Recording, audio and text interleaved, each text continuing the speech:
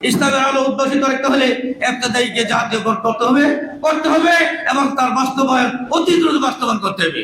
এ ব্যাপারে আপনার এক কথা আছেন তো ইনশাআল্লাহ? আপনারা শুনেছেন বিগত 28শে জানুয়ারি আপনাদের সামনে আন্তর্জাতিক মিডিয়া, দেশীয় media, electronics media, print media সহ সকলের সামনে আমাদের সম্মানিত যুগ্ম সচিব মহোদয় ঘোষণা করেছেন জাতীয়করণে। কিন্তু সেই 28শে জানুয়ারি থেকে আজকে 26শে এপ্রিল আমরা প্রতি সপ্তাহে একদিন, 2 দিন, 3 দিন আমরা সচিবালয়ে যাই, আমরা মন্ত্রণালয়ে যাই, আমরা বোর্ডে মিটিং করি, আমরা ডিজিতে মিটিং করি।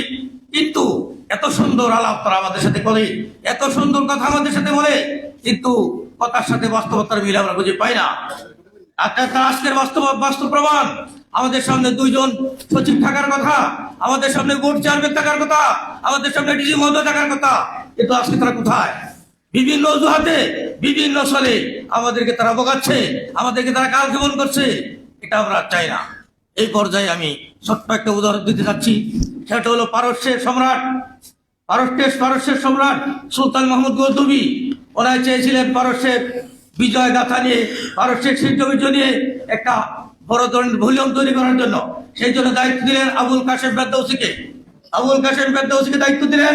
দায়িত্ব দেওয়ার পর উনি যথাসাধ্য চেষ্টা করলেন এবং পুরস্কার ঘোষণা করলেন।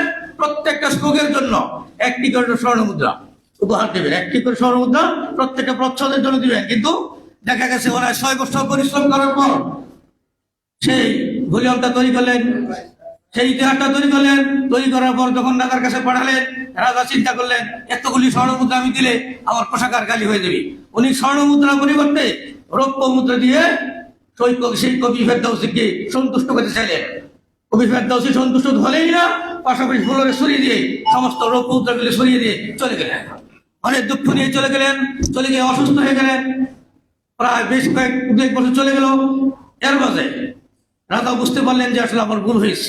আমি ওনার সাথে, আমার দেশের সাহিত্যিকের সাথে, আমার দেশের কবির সাথে, পণ্ডিতের সাথে এই কাজটা করা আমার ঠিক হয় নাই।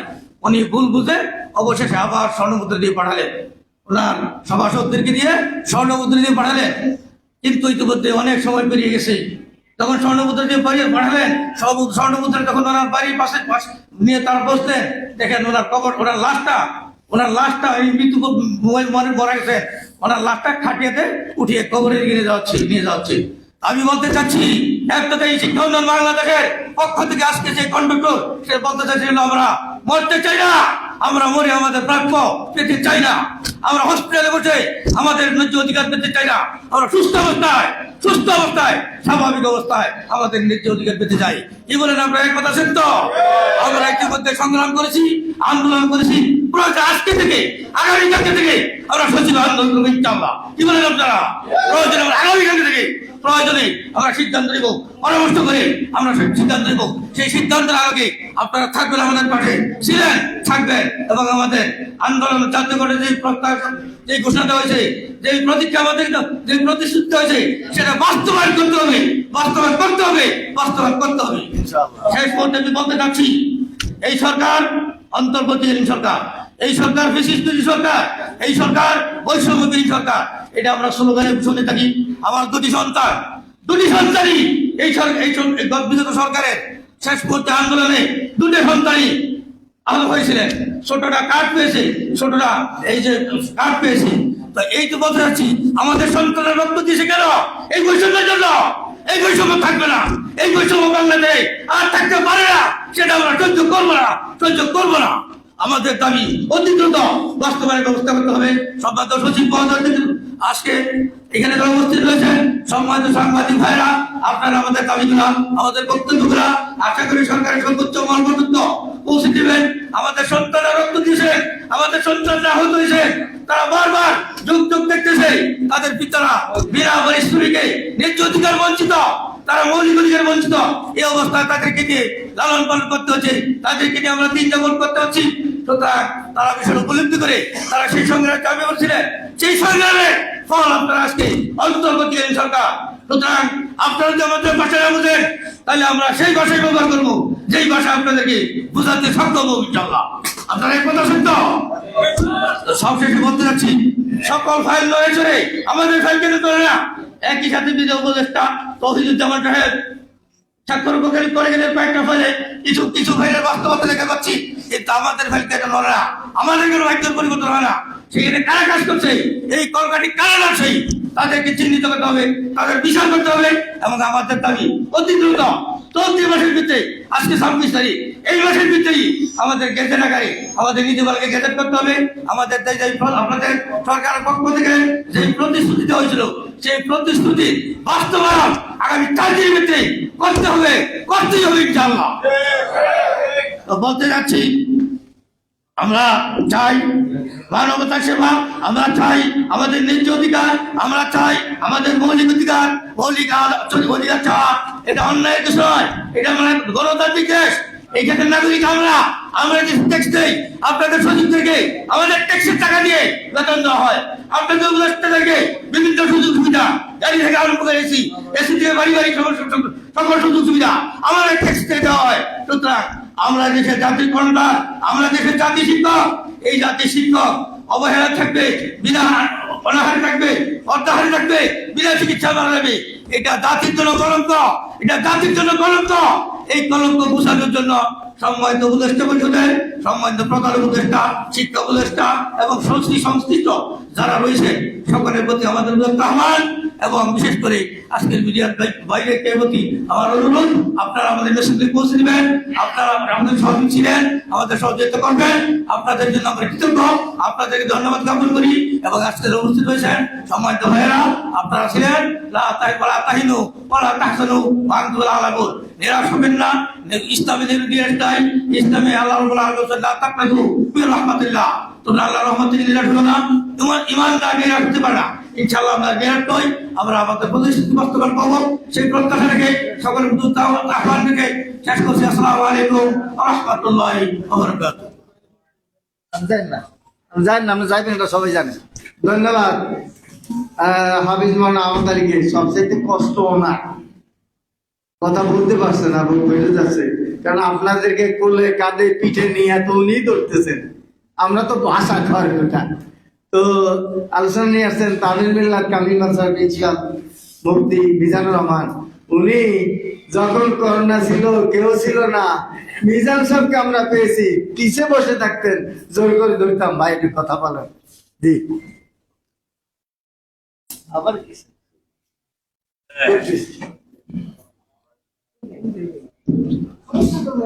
আসসালামু আলাইকুম ওয়া রাহমাতুল্লাহি ওয়া বারাকাতুহু। সালামের জবাবটা একটু মন দিয়ে নেই আমরা। আসসালামু আলাইকুম ওয়া রাহমাতুল্লাহি ওয়া বারাকাতুহু। আলহামদুলিল্লাহি ওয়াহদা ওয়াসসালাতু ওয়াসসালামু আলা মান লা নাবিয়্যা বা'দা, আম্মা বা'দ। আউযু বিল্লাহি মিনাশ শাইতানির রাজীম। বিসমিল্লাহির রাহমানির রাহিম। قد أفلح من تزكى وذكر اسم ربه فصلى وقد قال رسول الله صلى الله عليه وسلم تركت فيكم أمرين لن تضلوا ما تمسكتم بهما كتاب الله وسنة نبيه। ইসলামী শিক্ষা উন্নয়ন বাংলাদেশ কর্তৃক আয়োজিত আজকের গোল টেবিল বৈঠকের সম্মানিত শ্রদ্ধেয় সভাপতি, শ্রদ্ধেয় সঞ্চালক, বিদগ্ধ উলামায়ে কেরাম, মুরব্বিয়ানে আযম, বিরাদারান ইসলাম, আল্লাহ তাআলার দরবারে আমরা অসংখ্য অগণিত অযুত নিযুত শুকরিয়া আদায় করছি, যিনি আমাদের আজকে এই সুন্দর আয়োজনে শামিল হওয়ার সুযোগ দিলেন। আমরা আল্লাহর কাছে একটু হৃদয় খুলে প্রাণ উজাড় করে শুকরিয়া আদায় করি, আলহামদুলিল্লাহ। সম্মানিত হাজিরিন, শিক্ষার মূল উদ্দেশ্যটা কি? শিক্ষা নিয়ে আমরা কাজ করছি, শিক্ষার কথা বলছি। শিক্ষার মৌলিক উদ্দেশ্য হলো আল্লাহকে জানা, রবকে জানা, যিনি আমাকে বানালেন, যিনি আমাকে সৃষ্টি করলেন, তাকে যেই শিক্ষা দিয়ে জানা যায় না সেটা শিক্ষা হতে পারে না। কোরআন বলছে কদ আফলাহা মান তাযাক্কা ওয়া যাকারা ইসমা রাব্বিহি ফাসাল্লা। সেই সফল হয় যে তার রবের নাম স্মরণ করতে পারে এবং তার আত্মাটাকে বিশুদ্ধ করতে পারে। তাহলে শিক্ষার মাধ্যমে যদি রবকে চেনা না যায় তাহলে সেই শিক্ষা হতে পারে না। 90% মুসলমানের দেশে রবকে চেনার শিক্ষা থাকবে না, এটা আমরা মানতে পারি না। সেটা শুরুই হলো ইবতিদায়ী যারা, তারাই রবকে চেনানোর জন্য দিন-রাত কাজ করে। সুতরাং এই কোরআনের নীতি অনুযায়ী রবকে শেখানোর শিক্ষায় যারা কাজ করে তাদেরকে মূল্যায়নে সবার আগে আনতে হবে, এটা হলো আমাদের কথা। দ্বিতীয়ত হলো আত্মাটা হলো বড় বিষয়। আত্মা যদি পরিশুদ্ধ না হয় তাহলে গোটা দেহটাই নষ্ট। বিশ্বনবী বলেছেন, ইজা সলুহাত সলুহাল জাসাদু কুল্লু ওয়া ইজা ফাসাদাত ফাসাদাল জাসাদু কুল্লু আলা ওয়া হিয়াল কালব।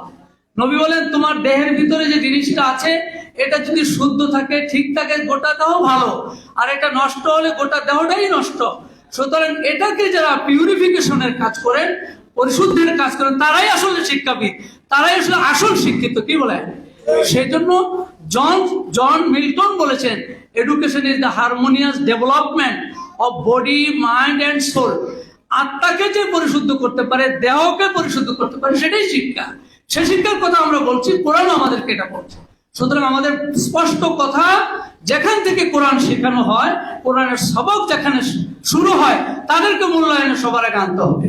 কারণ হলো কোরআন এটা হলো হৃদয়ের খোরাক। সূরা জুমারের 23 নম্বর আয়াত আপনারা পাবেন, আল্লাহু নাজ্জালা আহসানাল হাদিস কিতাবাম মুতাশাবিহাম মাসানিয়া তাকশাইরু মিনহু জুলুদুল্লাযিনা ইয়াখশাউনা রাব্বাহুম সুম্মা তালিনু জুলুদুহুম ওয়া কুলুবুহুম ইলা যিকরিল্লাহ। আল্লাহ বলছেন যে কোরআন যার হৃদয়ে ঢুকবে, তার হৃদয়টা তালিনু মানে নরম হয়ে যাবে, তার চামড়াও নরম হবে, হৃদয় নরম হবে। এটা একটা ট্রিটমেন্টের কাজ করে, চিকিৎসার কাজ করে। সেই চিকিৎসা ইবতিদায়ী থেকেই তো শুরু হয়, সেখানে তো কোরআনের তালিমটা দেওয়া হয়। সুতরাং আমাদের কথা হলো সেটাকে মূল্যায়নে আনতে হবে, এবং সবকে শিক্ষার সর্বস্তরে 90% মুসলমানের দেশে, কি স্কুল, কি কলেজ, কি বিশ্ববিদ্যালয়, কি মাদ্রাসা, সর্বত্র কোরআন এবং হাদিস আগে বাধ্যতামূলক করতে হবে। কোরআন হাদিস ছাড়া চলবে না, এটা বৈষম্য। এত মুসলমানের দেশে কোরআন হাদিস চলবে না। দুনিয়ার বড় বড় শিক্ষিত হবে, সে কোরআন জানবে না, যে মুসলমান, যে মুসলিম কোরআন জানবে না, এটা হতে পারে না। এটা আমাদের স্পষ্ট কথা। সুতরাং সে বিশ্ববিদ্যালয়ের স্টুডেন্ট হোক, তাকেও কোরআন পড়তে হবে, কোরআন জানতে হবে। সে মাদ্রাসার স্টুডেন্ট, কোরআন জানতে হবে। রাসূলুল্লাহ 1500 বছর আগে বলেছেন, তারাকতু ফীকুম আমরাইন লান তাদিল্লু মা ইন তামাসসাকতুম বিহিমা কিতাবাল্লাহি ওয়া সুন্নাত নবীহি। পৃথিবীর কোনো মানুষ পথভ্রষ্ট হবে না, পথ হারা হবে না, যদি সে কোরআনকে আর হাদিসকে আঁকড়ে ধরে। হাদিস, রাসূলুল্লাহ সাল্লাল্লাহু আলাইহি ওয়াসাল্লাম পৃথিবীর শ্রেষ্ঠ বিজ্ঞানী, তার চেয়ে বড় বিজ্ঞানী এই পৃথিবীতে নাই। এই জন্য যে জর্জ বার্নার্ড, যারা ইসলাম বিরোধী, রাসূলকে স্টাডি করে স্পষ্ট বলেছে যে if a man like Muhammad or assume the dictatorship of the modern world, he would have succeeded to solve its problem. সারা দুনিয়ার দ্বন্দ্ব বিক্ষুব্ধ অনাচার ক্লিষ্ট এই পৃথিবীতে মুহাম্মদের মতো একজন ব্যক্তি যদি গোটা দুনিয়ার একমাত্র গ্রহণ করতে পারতো, আজকের দুনিয়া শান্তিতে ভরে যেত। জর্জ বার্নার্ডের কথা। তার মানে হলো, যেখানে কোরআন, যেখানে হাদিস, সেখানেই শান্তি, সেখানেই কল্যাণ। সুতরাং যারা আজকে দায়িত্ব নিয়ে, অন্তর্বর্তীকালীন হন আর যাই হন, দায়িত্ব নিয়ে ছাত্র জনতার গণবিপ্লবের মাধ্যমে আপনারা ক্ষমতায় এসেছেন, এমনি এমনি আসেন নাই, এমনি এমনি আপনাদেরকে আনা হয়নি। ছাত্র জনতার গণবিপ্লবের মাধ্যমে আপনারা এসেছেন। সুতরাং মানুষের ভাষা বুঝতে হবে, মানুষের আবেগ বুঝতে হবে। আজকের মানুষ কি চায়, কি ভাষায় কথা বলে, সেটা বুঝে মানবিক বাংলাদেশ গড়ার জন্য, একে উন্নত, শিক্ষিত, সমৃদ্ধ বাংলাদেশ বিনির্মাণের জন্য আপনারা ইবতেদায়ী শিক্ষকদেরকে সবার আগে মূল্যায়নে আনবেন। সর্বত্র ইসলামী শিক্ষা বাস্তবায়নের জন্য আমরা দাবি করছি। আর আমি মহিলা মাদ্রাসার একজন শিক্ষক হিসেবে আমি বলতে চাই, মহিলাদেরকে সর্বাধিক অগ্রাধিকার দিয়ে তাদের অধিকার বাস্তবায়নে ইসলামী নীতির আলোকে।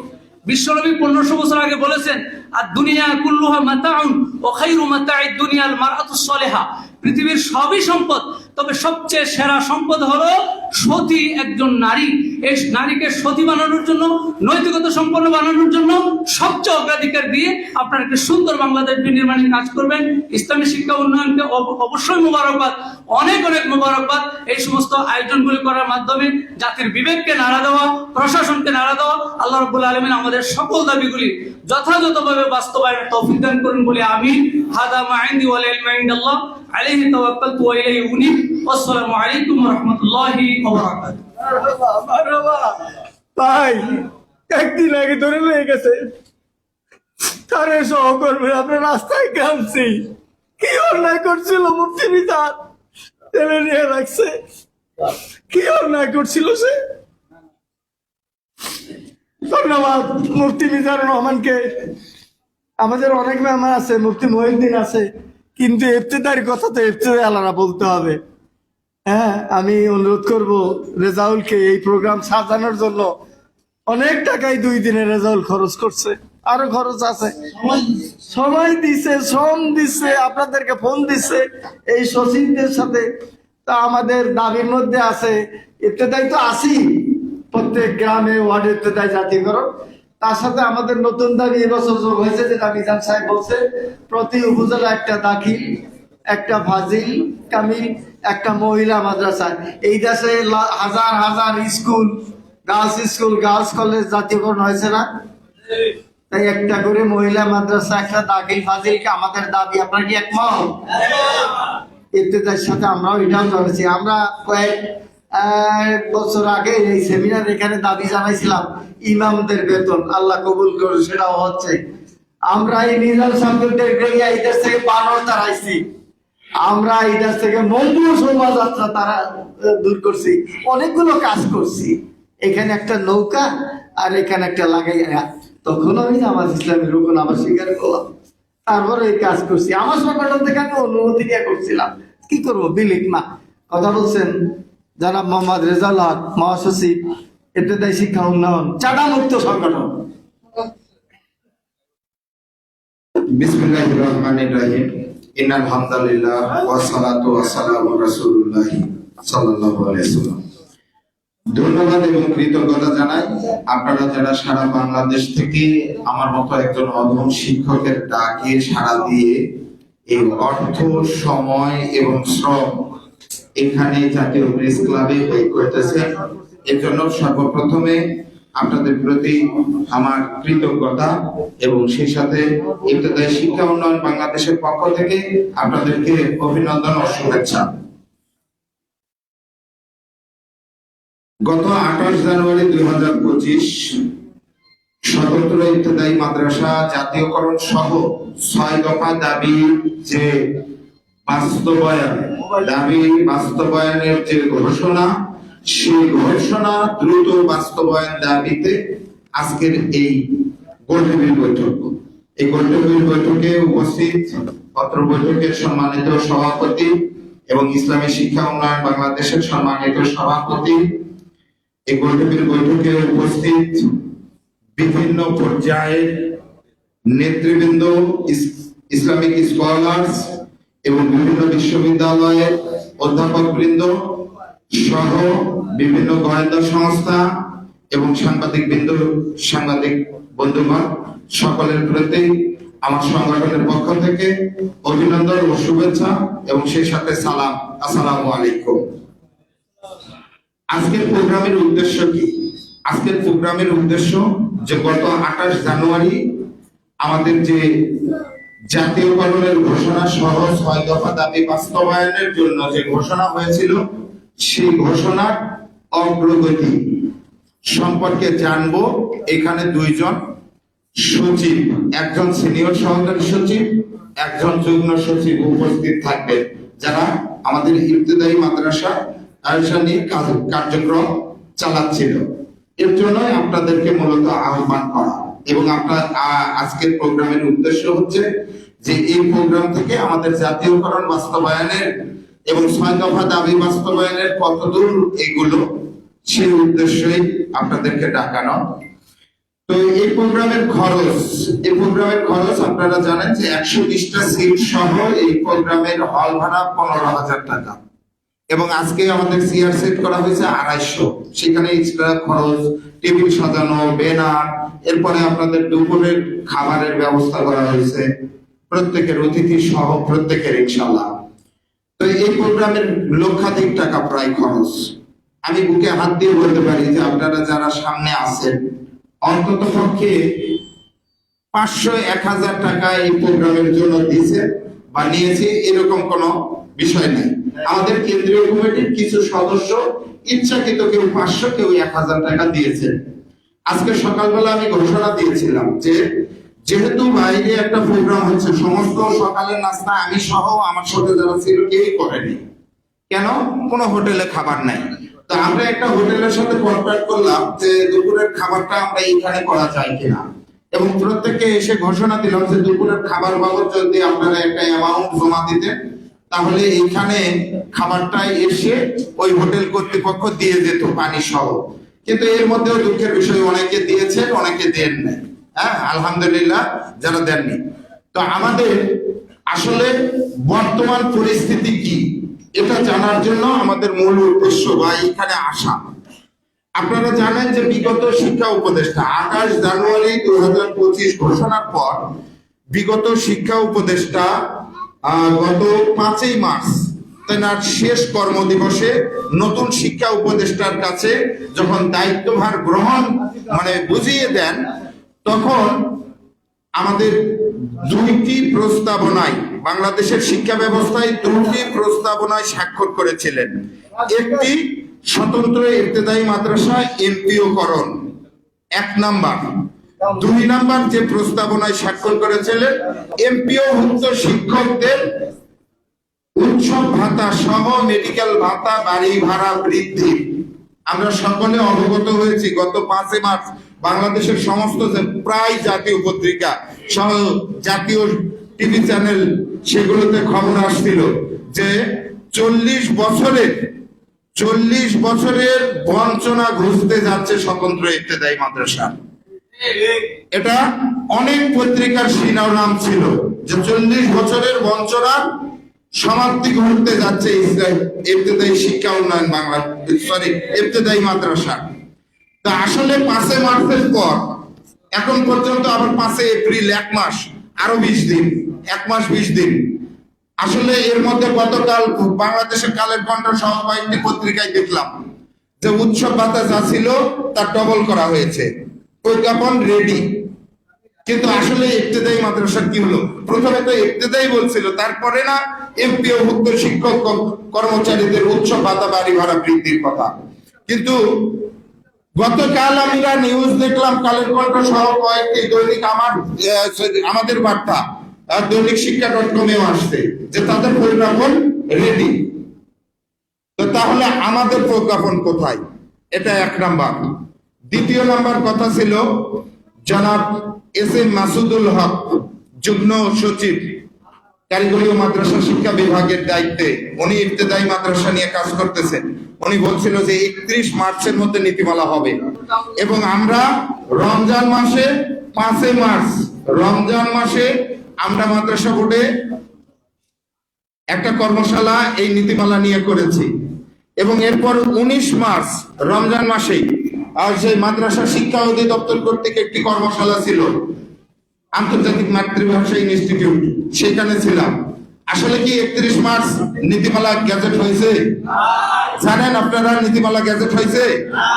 কেন হয়নি? কেন হয়নি এই প্রশ্নের জবাব কে দিবে? আপনারা জানেন যে আমার ফেসবুকে আমার ইবতেদায়ী শিক্ষা উন্নয়নের পেজ থেকে মাননীয় প্রধান উপদেষ্টা, মাননীয় সচিব মহোদয় কবিরুল স্যার এবং মাননীয় শিক্ষা উপদেষ্টা, বিদায়ী শিক্ষা উপদেষ্টা ওয়াহিউদ্দিন স্যার স্বাক্ষরিত যে সার সংক্ষেপ প্রধান উপদেষ্টার কাছে 5 মার্চ প্রেরণ করা হয়েছিল, সেটার কপি আমি আমার ফেসবুকে দিয়েছিলাম। সেইখানে আপনারা দেখেছেন যে প্রথম যে ছিল যে স্বতন্ত্র ইবতেদায়ী মাদ্রাসা জাতীয়করণ করা হবে। 2য় দফায় ছিল যে কোডবিহীন যে প্রতিষ্ঠান আছে সেই প্রতিষ্ঠানের কোড দেওয়া হবে। তো বেতনের বিষয়ে প্রথম পর্যায় হিসাবে বলা হয়েছিল 1519টি ইবতেদায়ী মাদ্রাসাকে মে মাস থেকে, আমাদের এই অর্থ বছরে 50 কোটি টাকা বরাদ্দ দিয়ে গেছে বিদায়ী ফ্যাসিবাদী সরকার আমাদের শিক্ষার্থীর উপবৃত্তির জন্য। এই 50 কোটি টাকা কিভাবে খরচ করা হবে? 50 কোটি টাকার মধ্যে 1519-এর ছাত্রছাত্রীদের জন্য 35 কোটি টাকা, আর 2 মাসের 1519-এর 6000 প্লাস শিক্ষকের জন্য 15 কোটি টাকা। এইরকম একটি প্রস্তাবনা তৈরি করে আমাদেরকে ঘোষ দেওয়া হয়েছিল যে এই 50 কোটি টাকা আপনাদের এই অর্থ বছরে কাজে লাগলে, যেহেতু 1519 মে এবং জুন মাসে বেতন পাচ্ছে, তাহলে তারা এমপিওর আন্ডারে আসলো। দ্বিতীয় দফায় কোর্ট প্রাপ্ত সকল ইবতেদায়ী মাদ্রাসা কি হবে? এমপিও ভুক্ত হবে। জুন জুলাইয়ে বরাদ্দ বৃদ্ধি পাবে এবং এই বরাদ্দ বৃদ্ধি পেলে সকল কোর্টভুক্ত ইবতেদায়ী মাদ্রাসা এমপিও ভুক্ত হবে। তৃতীয় পর্যায়ে ওই সুপারিশের বলা ছিল যে স্বতন্ত্র এবং সংযুক্ত এমপিওভুক্ত প্রতিষ্ঠান তৃতীয় পর্যায়ে জাতীয়করণের অধ্যাদেশ জারি করা হবে। আমরা বলতে চাই যে আমরা সংযুক্ত ইবতেদায়ী মাদ্রাসার শত্রু নয়, আমরাও পড়ে এসেছি দাখিল মাদ্রাসায়, আলিম মাদ্রাসায়। কিন্তু বলতে চাই 28 জানুয়ারি যে ঘোষণা এসেছিল, ওই ঘোষণায় কি বলা হয়েছিল যে ওই ঘোষণায় কি বলা হয়েছিল যে সংযুক্ত ইবতেদায়ী মাদ্রাসা পর্যায়ক্রমে জাতীয়করণ করা হবে? এটা বলা হয়েছিল? আপনারা শুনেছিলেন? মিডিয়ার ভাইয়েরা শুনেছিলেন? কোন মিডিয়ায় বলা হয়েছিল? আজকে যারা গোয়েন্দা সংস্থার ভাইয়েরা আছেন তাদেরকে জিজ্ঞাসা করতে চাই, গত 28 জানুয়ারি যে ঘোষণা হয়েছিল সেখানে কি সংযুক্ত ইবতেদায়ী মাদ্রাসার কথা উল্লেখ ছিল কিনা? যদি না থাকে, কার পরিকল্পনায় এই সংযুক্ত ইবতেদায়ী মাদ্রাসা জাতীয়করণের দফায় ঢোকানো হলো? এটা কে ঢোকালো? কার পরিকল্পনায় ঢোকানো হলো? কে ঢোকালো এই সংযুক্ত ইবতেদায়ী মাদ্রাসা? কে ঢোকালো? হয়ে গেল বৃহৎ একটা সংখ্যা। যদি আমরা 18,000 হই, সংযুক্ত ইবতেদায়ী মাদ্রাসা 9,000, তাহলে কত দাঁড়ালো? 18 আর 9 27,000। 27,000 প্রতিষ্ঠান জাতীয়করণ করার কথা যখন মাননীয় প্রধান উপদেষ্টাকে বলা হলো, তখন তিনি ফাইল রিটার্ন পাঠাবেন না কি করবেন? রিটার্ন পাঠাবেন না কি করবেন? ফাইল এর দায়ভার কার? এই সংযুক্ত ইবতেদায়ী মাদ্রাসা জাতীয়করণ হোক। এতদিন তো কেউ বলেনি, কোন যুগ্ম সচিব, কোন সচিব মহোদয় এতদিন তো বলেনি যে সংযুক্ত ইবতেদায়ী মাদ্রাসা এমপিও স্কেলে বেতন পাচ্ছে, স্বতন্ত্র ইবতেদায়ী মাদ্রাসা কেন পাচ্ছে না? কেন পাচ্ছে না? আজকের এই অনুষ্ঠান প্রমাণ করে যে কোন আমলারা এই স্বতন্ত্র ইবতেদায়ী মাদ্রাসার বিরুদ্ধে। আজকে এখনো কেন সচিব মহোদয়রা আসেনি? তাদেরকে কি ইনভাইট করা হয়নি? তাদের থেকে ডেট নেওয়া হয়নি? তাদের প্রশ্ন রাখতে চাই আজকের এই মিডিয়া এবং গোয়েন্দা সংস্থার মাধ্যমে। তাদের দেওয়া ডেটে, তাদের দেওয়ার সময়ে তারা বলেছিল শনিবার ছুটির দিন প্রোগ্রাম করলে আপত্তি নাই, কিন্তু তারা কেন উপস্থিত হয়নি এখন পর্যন্ত? ঠিক কিনা বলেন? এই দায়ভার কার? এই সংযুক্ত ইবতেদায়ী মাদ্রাসা যিনি এই সারসংক্ষেপে ঢুকিয়েছেন তার, যিনি সময় দিয়েও এখন পর্যন্ত উপস্থিত হয়নি, এই দায়ভার তার। এবং আমরা ভবিষ্যতে, আমরা নেক্সট টাইমে আমরা এই রকম আমলাতন্ত্রে পড়ে আমরা দেখেছি বিগত ফ্যাসিবাদী সরকার 4,312টি স্বতন্ত্র ইবতেদায়ী মাদ্রাসা এমপিওকরণের জন্য 311 কোটি টাকা প্রধানমন্ত্রী স্বাক্ষর করার পর কোন ক্ষমতা থাকে যে সেই টাকা বরাদ্দ হয় না এবং সেই টাকা কাজ হয় না? এই সব আমলাদেরকে আমাদেরকে চিনতে হবে এবং এই সব আমলার বিরুদ্ধে সোচ্চার হতে হবে। যারা দীর্ঘ 40 বছর এই স্বতন্ত্র ইবতেদায়ী মাদ্রাসার শিক্ষকদেরকে শোষণ করে, শোষণের পর শোষণ। আপনারা জানেন যে 28 জানুয়ারি ঘোষণা হওয়ার পর মিথ্যা বুঝ দেওয়ার কারণে আমাদের স্বতন্ত্র ইবতেদায়ী মাদ্রাসার তথ্য ব্যান্ডেজে নাই, আছে কিনা? আমাদের স্বতন্ত্র ইবতেদায়ী মাদ্রাসা 2019 সালে মাঠ পর্যায়ে ইউনো এসিলেন্ট সহ 4 জন কর্মকর্তা সহ একটা তদন্ত হয়ে সেটার রিপোর্ট অধিদপ্তরে আসে নাই, প্রকাশ হয় নাই কেন? 2019 সাল থেকে এখন পর্যন্ত সেটা প্রকাশ হয় নাই কেন? সেটা জিজ্ঞাসা করার, প্রশ্ন করার সময় এসেছে। আপনারা যদি কথা দেন, আপনারা যদি পাশে থাকেন। আমি বলতে চাই, আগামী দিনে এমন প্রোগ্রাম ইবতেদায়ী শিক্ষা উন্নয়ন বাংলাদেশ দিবে, হয় রাস্তায় জীবন দিব, নচেত এই রকম আমলাতান্ত্রিক জটিলতায় এই ইবতেদায়ী মাদ্রাসা জীবনের পর জীবন আমরা নষ্ট হতে দিব না, ঠিক কিনা? এবং প্রোগ্রাম দিলে আপনারা সেই প্রোগ্রামে থাকবেন কিনা? আজকে আমি বলতে চাই যে আমরা 2019 সালেও মাননীয় প্রধান উপদেষ্টার প্রধানমন্ত্রীর স্বাক্ষর পেয়েছিলাম। 311 কোটি টাকা বাজেট, সেটাও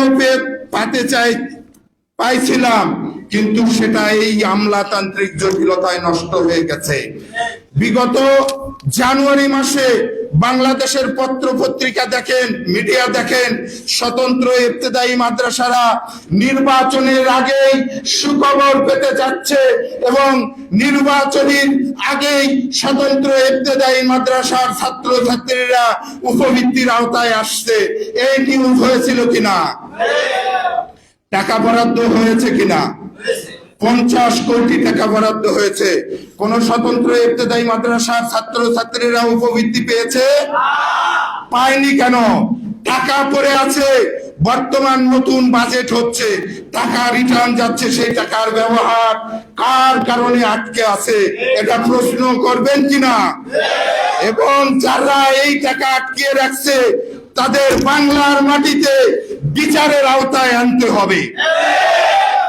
আমি বলতে চাই আপনাদেরকে যে আমাদের সংখ্যা ব্যানবেইজে আছে, আমাদের সংখ্যা নিয়ে মাদ্রাসা শিক্ষা অধিদপ্তর সর্বোচ্চ উপজেলা পর্যায়ে প্রশাসনিক কর্মকর্তা দ্বারা ডাটাবেস করেছে, সেই ডাটাবেস অধিদপ্তরে আছে। আমাদের তালিকা 4425-এর প্রাথমিক শিক্ষা অধিদপ্তরে আছে। আমাদের চাহিদা, আমাদের তালিকা মাদ্রাসা শিক্ষা বোর্ডে আছে। আমাদেরকে 2008 সাল থেকে একাডেমিক স্বীকৃতি, নবায়ন, একাডেমিক স্বীকৃতি এগুলো দেওয়া বন্ধ করে রাখলো। এখনো পর্যন্ত এগুলো খোলা হলো না। এগুলো খুলতে কি টাকা লাগবে? কোন বাজেটের প্রয়োজন? একাডেমিক স্বীকৃতি দিতে কোন বাজেটের প্রয়োজন আছে? পূর্বের রেজিস্ট্রেশন প্রাপ্ত প্রতিষ্ঠানের কোড দিতে কোন বাজেটের প্রয়োজন আছে? তাহলে কার কারণে হচ্ছে না? প্রশ্ন, এখানে কি মন্ত্রী বসে আছে? বিগত দিনে যে মন্ত্রী ছিল সেই মন্ত্রী আছে? এখন বর্তমান যে শিক্ষা উপদেষ্টা, বিগত শিক্ষা উপদেষ্টা আপনারা জানেন, তারা বেতন দেওয়ার জন্য তিনি স্বাক্ষর করেছেন, সে কাগজ আমার কাছে আছে। তাহলে নতুন শিক্ষা উপদেষ্টার সাথে আমরা গত বৃহস্পতিবারে দেখেছেন পত্রিকায় আপনারা, আমরা দেখা করেছি। তিনি বলছে আপনাদের ফাইল একদিনও আমি আটকাবো না। তাহলে ফাইল আটকিচ্ছে কোন জায়গায়? আমাদের ফাইল আটকাচ্ছে কোন জায়গায়? 50 কোটি টাকা বরাদ্দ উপবৃত্তির জন্য থাকার পরেও সেই টাকা রিটার্ন যাচ্ছে কার কারণে? আপনি প্রতিষ্ঠান পাননি, আপনি ব্যানবেজ ধরেন। করোনাকালীন প্রত্যেকটা প্রতিষ্ঠানে করোনাকালীন অনুদান তৎকালীন প্রধানমন্ত্রীর দপ্তর থেকে আপনারা পান নাই? কোন প্রতিষ্ঠান কি বাদ গেছে করোনাকালীন? তাহলে ওই তালিকা কি সরকারের কাছে নাই? ওই তালিকা কি উপজেলায় নাই? এই যে ধামাবুজ দেওয়ার জন্য আবার সিটি করে উপজেলা পর্যায়ে শিক্ষকদের হয়রানি করা হচ্ছে, এটা কার চক্রে, কার সিদ্ধান্তে? এই সিদ্ধান্তকে বদল করতে হবে। যদি মাননীয় শিক্ষা উপদেষ্টার সাথে আমরা সাক্ষাৎ করেছি, তিনি বলেছেন আপনাদের ফাইল নিয়ে কোনো অসুবিধা নাই, আপনাদের ফাইল রিটার্ন আসছে প্রধান উপদেষ্টার দপ্তর থেকে, নতুন ফাইল তৈরি করা হয়েছে। যে কোনো একটা সংখ্যা ধরে, ব্যানবেইজের সংখ্যা ধরেন, করোনাকালীন অনুদানের সংখ্যা ধরেন, মাদ্রাসা শিক্ষা অধিদপ্তরের ডাটাবেজের সংখ্যা ধরেন, 1519 সংখ্যা ধরেন, মাদ্রাসা বোর্ডের সংখ্যা ধরেন, যে কোনো একটা সংখ্যা ধরে সেই প্রতিষ্ঠানগুলোকে কেন সরকারি সুযোগ সুবিধায় আনতেছেন না এবং সেই প্রতিষ্ঠান ছাত্রছাত্রীকে কেন উপবৃত্তি, কেন সরকারি সুযোগ সুবিধায় আনতেছেন না? মাননীয় প্রধান উপদেষ্টা, মাননীয় শিক্ষা উপদেষ্টা, শিক্ষা পরিবারের সর্বোচ্চ ব্যক্তি হওয়ার পরেও তিনি বলেছেন আমার পক্ষ থেকে কোনো বাধা নেই। তাহলে বাধা কার? এই বাধা ডিঙ্গিয়ে আমাদেরকে জয় আনতে হবে, ঠিক কিনা? এই বাধা ডিঙ্গাতে পারবো আমরা ইনশাআল্লাহ। আমরা আগামী দিনে আপনাদেরকে সঙ্গে নিয়ে 8টি বিভাগে এই কর্মসূচি দিয়েছি এবং এই 8টি বিভাগে কর্মসূচি পালন করার পর এর মধ্যে যদি আমাদের দাবি দাওয়া পূরণ না হয় তাহলে আমরা বৃহত্তর আন্দোলন এই জাতীয় প্রেস ক্লাবের সামনে দিয়ে আবারও জাতিকে দেখাতে চাই যে আমরা নিভে যাইনি, আমরা মরে যাইনি, আমরা দাবি আদায়ে আগেও চেষ্টা করেছি, এখনো চেষ্টা করব এবং যে কুচক্রী মহলেরা এই শিক্ষা মন্ত্রণালয়ে আছে তাদের পদত্যাগের দাবিতে আমরা এই হচ্ছে প্রোগ্রাম ইনশাল্লাহ উপস্থাপন করব। আমরা সিদ্ধান্ত নিতে চাচ্ছি যে আগামী দিন থেকে কিভাবে এই শিক্ষা মন্ত্রণালয় এবং মাদ্রাসা ও কারিগরি শিক্ষা বিভাগ যারা আমাদেরকে নিয়ন্ত্রণ করে ধোকার পর ধোকা দিয়ে আমাদেরকে আটকে রেখেছে তাদেরকে কিভাবে অপসারণ করে নতুন এইখানে আমাদের আমলা বা সচিব, আমাদের যুগ্ম সচিব, সিনিয়র সহকারী সচিব এনে কিভাবে আমরা আমাদের এই ইবতেদায়ী মাদ্রাসার দাবি দাওয়া আদায় করা যায় সে ব্যাপারে চেষ্টা করব। আমরা 8টি বিভাগে 8টি আলোচনা সভা এবং গোল টেবিল বৈঠক দিয়েছি। তার মধ্যে আগামী 3 তারিখে খুলনা জাতীয় বিভাগীয় প্রেস ক্লাবে, এরপরে 10 তারিখ চট্টগ্রাম প্রেস ক্লাবে এবং 17 তারিখ বরিশাল প্রেস ক্লাবে, এরপরে 24 তারিখ ময়মনসিংহ অথবা সিলেট। আমরা এটা আপনাদেরকে জানাবো, যে বিভাগের আছেন আপনাদেরকে চেষ্টা করবেন। দেন আপনারা অবশ্যই আর একটা বিষয় সবাই মাথায় রাখবেন যে আমাদের ইবতেদায়ী মাদ্রাসা হতে আমার যতটুকু অভিজ্ঞতা এসেছে, এই স্বৈরাচারের দোসর যারা প্রশাসনে বসে আছে, আগেও ছিল এখনো আছে, এই স্বৈরাচারের দোসর যারা আমাদের সচিবালয়ে বসে আছে, আমাদের অধিদপ্তরে বসে আছে, বোর্ডে বসে আছে, তাদেরকে সরিয়ে যারা মাদ্রাসা কেন্দ্রিক আছে এবং যারা মাদ্রাসা শিক্ষার উন্নয়ন চায় তাদেরকে মিথ্যা আসে আপনি 28 জানুয়ারি ঘোষণা দিয়ে যাবেন পর্যায়ক্রমে জাতীয়করণ করা হবে, আর ফাইলে ওইখানে সংযুক্ত ঢুকিয়ে দিবেন, আর ফাইলে ওইখানে বৃহৎ একটা বাজেট করে সেটা যেন প্রধান উপদেষ্টার কাছ থেকে ফেরত আসে, সেই বিষয়টাই আপনি করবেন। এটা আমরা মেনে নিব না। 50 কোটি টাকা যে বরাদ্দ আছে, আপনি যে বলেছেন মাননীয় শিক্ষা উপদেষ্টা, তৎকালীন শিক্ষা উপদেষ্টা যে স্বাক্ষর করেছে, সেই স্বাক্ষর কার্যকর করে 1519-কে আগামী মে এবং জুন মাসে বেতন দিতে হবে, ঠিক কিনা? এবং 1519-এর ছাত্রছাত্রী এই অর্থ বাজেটের বরাদ্দ থেকে উপবৃত্তি দিতে হবে। পর্যায়ক্রমে জোনে বরাদ্দ বাড়িয়ে প্রত্যেকটি ইবতেদায়ী মাদ্রাসার এমপিওর আওতায় আনতে হবে এবং উপবৃত্তির আওতায় আনতে হবে, এই দাবি রেখে এবং এই দাবি দ্রুত কার্যকর হওয়ার জন্য আমাদের পরবর্তী প্রোগ্রামগুলোতে আপনারা হেল্প করবেন। সবাইকে ধন্যবাদ। আসসালামু আলাইকুম। আমরা আছি তোমার সাথে। ধন্যবাদ রেজাউল্লাহকে। তার এই কথাকে আমি বলতে পারবো, সেই মনের কথা। আহমদ আলী সাহেব যা বলছে ওটাকে আমি বলতে পারবো? আমি কি ইবতেদাই পড়াইছি কোনোদিন? এই জন্য এই কথাগুলো দরকার আছে। আর আমরা তো 1টা পর্যন্ত এখানে থাকতে পারবো, ওই মেহমান তো ঢুকতে পারছে না, হ্যাঁ, সুন্নি লীগের ভয়। তো আমাদের প্রধান অতিথি আজকে আমাদের সহসভাপতি প্রফেসর ডক্টর শহীদুল হক সাহেব, তিনি কথা বলবেন। এর আগে মুফতি মহিউদ্দিন সাহেব অনেকগুলো প্রোগ্রামে আসছেন, সালাম দেন না, আজকে একটু সালাম দিবেন। হ্যাঁ, একটু সালাম দিবেন, তারপরে আমাদের প্রধান অতিথি কথা বলবেন। সালামটা এদিকে এসে দিতে হবে। উনি সালাম 2 রকমই দেয়, মাহবুব ভাই চাইলে, বুঝলেন তো? আর এক সালাম আছে। আসসালামু আলাইকুম রহমতুল্লাহি ওয়া বারাকাতুহু। অত্যন্ত প্রয়োজনীয় আজকের এই সেমিনার, শিক্ষা উন্নয়ন, বিশেষ করে ইবতেদায়ী। আসলে যেটার উন্নয়ন না হলে এই জাতির উন্নয়ন হবে না, এই শিক্ষার উন্নয়ন হবে না। এই শিক্ষার উন্নয়নের জন্য, এই জাতির উন্নয়নের জন্য প্রাথমিক শিক্ষাকে প্রাধান্য দিতে হবে। তবে এই দেশে বৈষম্য দিন দিন বেড়েই চলছে। যদি বৈষম্য বিরোধী আন্দোলন হয়েছে, যেটা বাস্তব প্রমাণ হচ্ছে ইবতেদায়ী মাদ্রাসাগুলিকে সরকারিকরণ না করা, তাদেরকে জাতীয়করণ না করা, এটাই বরং চরম বৈষম্য। কারণ আজকে এই এফতেদায়ী মাদ্রাসাগুলি বৈষম্য শিকার হওয়ার কারণে আজকে আমাদের এফতেদায়ী থেকে দাখিল থেকে আলেম, আলেম থেকে কামেল যে উন্নয়নের যে ছাত্র বৃদ্ধি হওয়া দরকার, এটা একটা মারাত্মক ধরনের প্রতিবন্ধকতা তৈরি হয়ে আছে।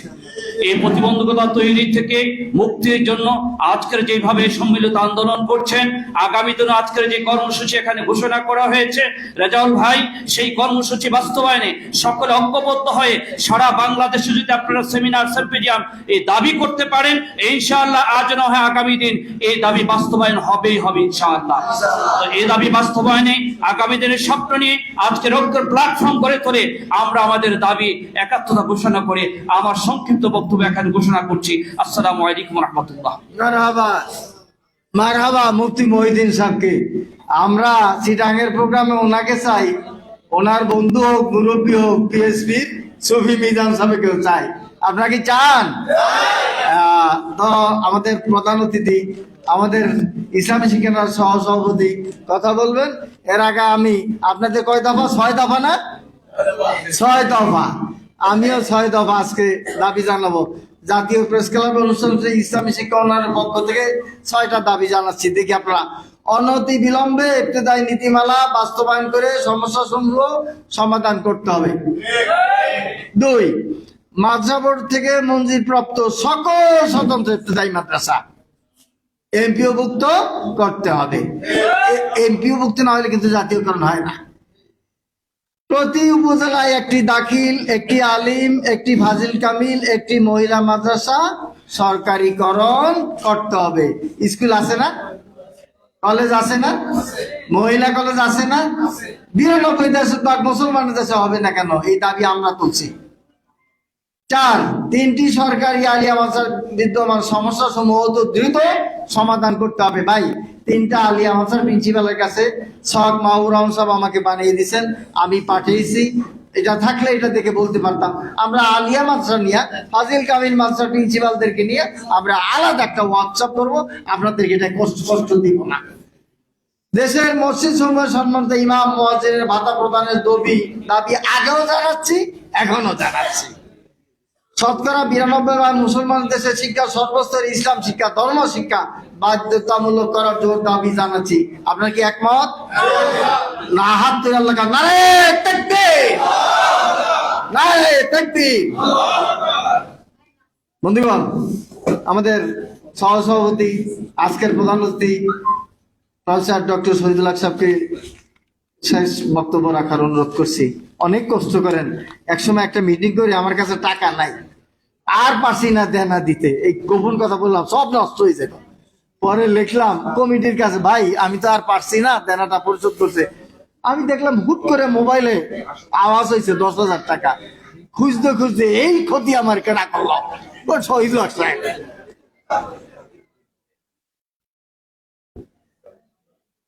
السلام عليكم ورحمة الله وبركاته.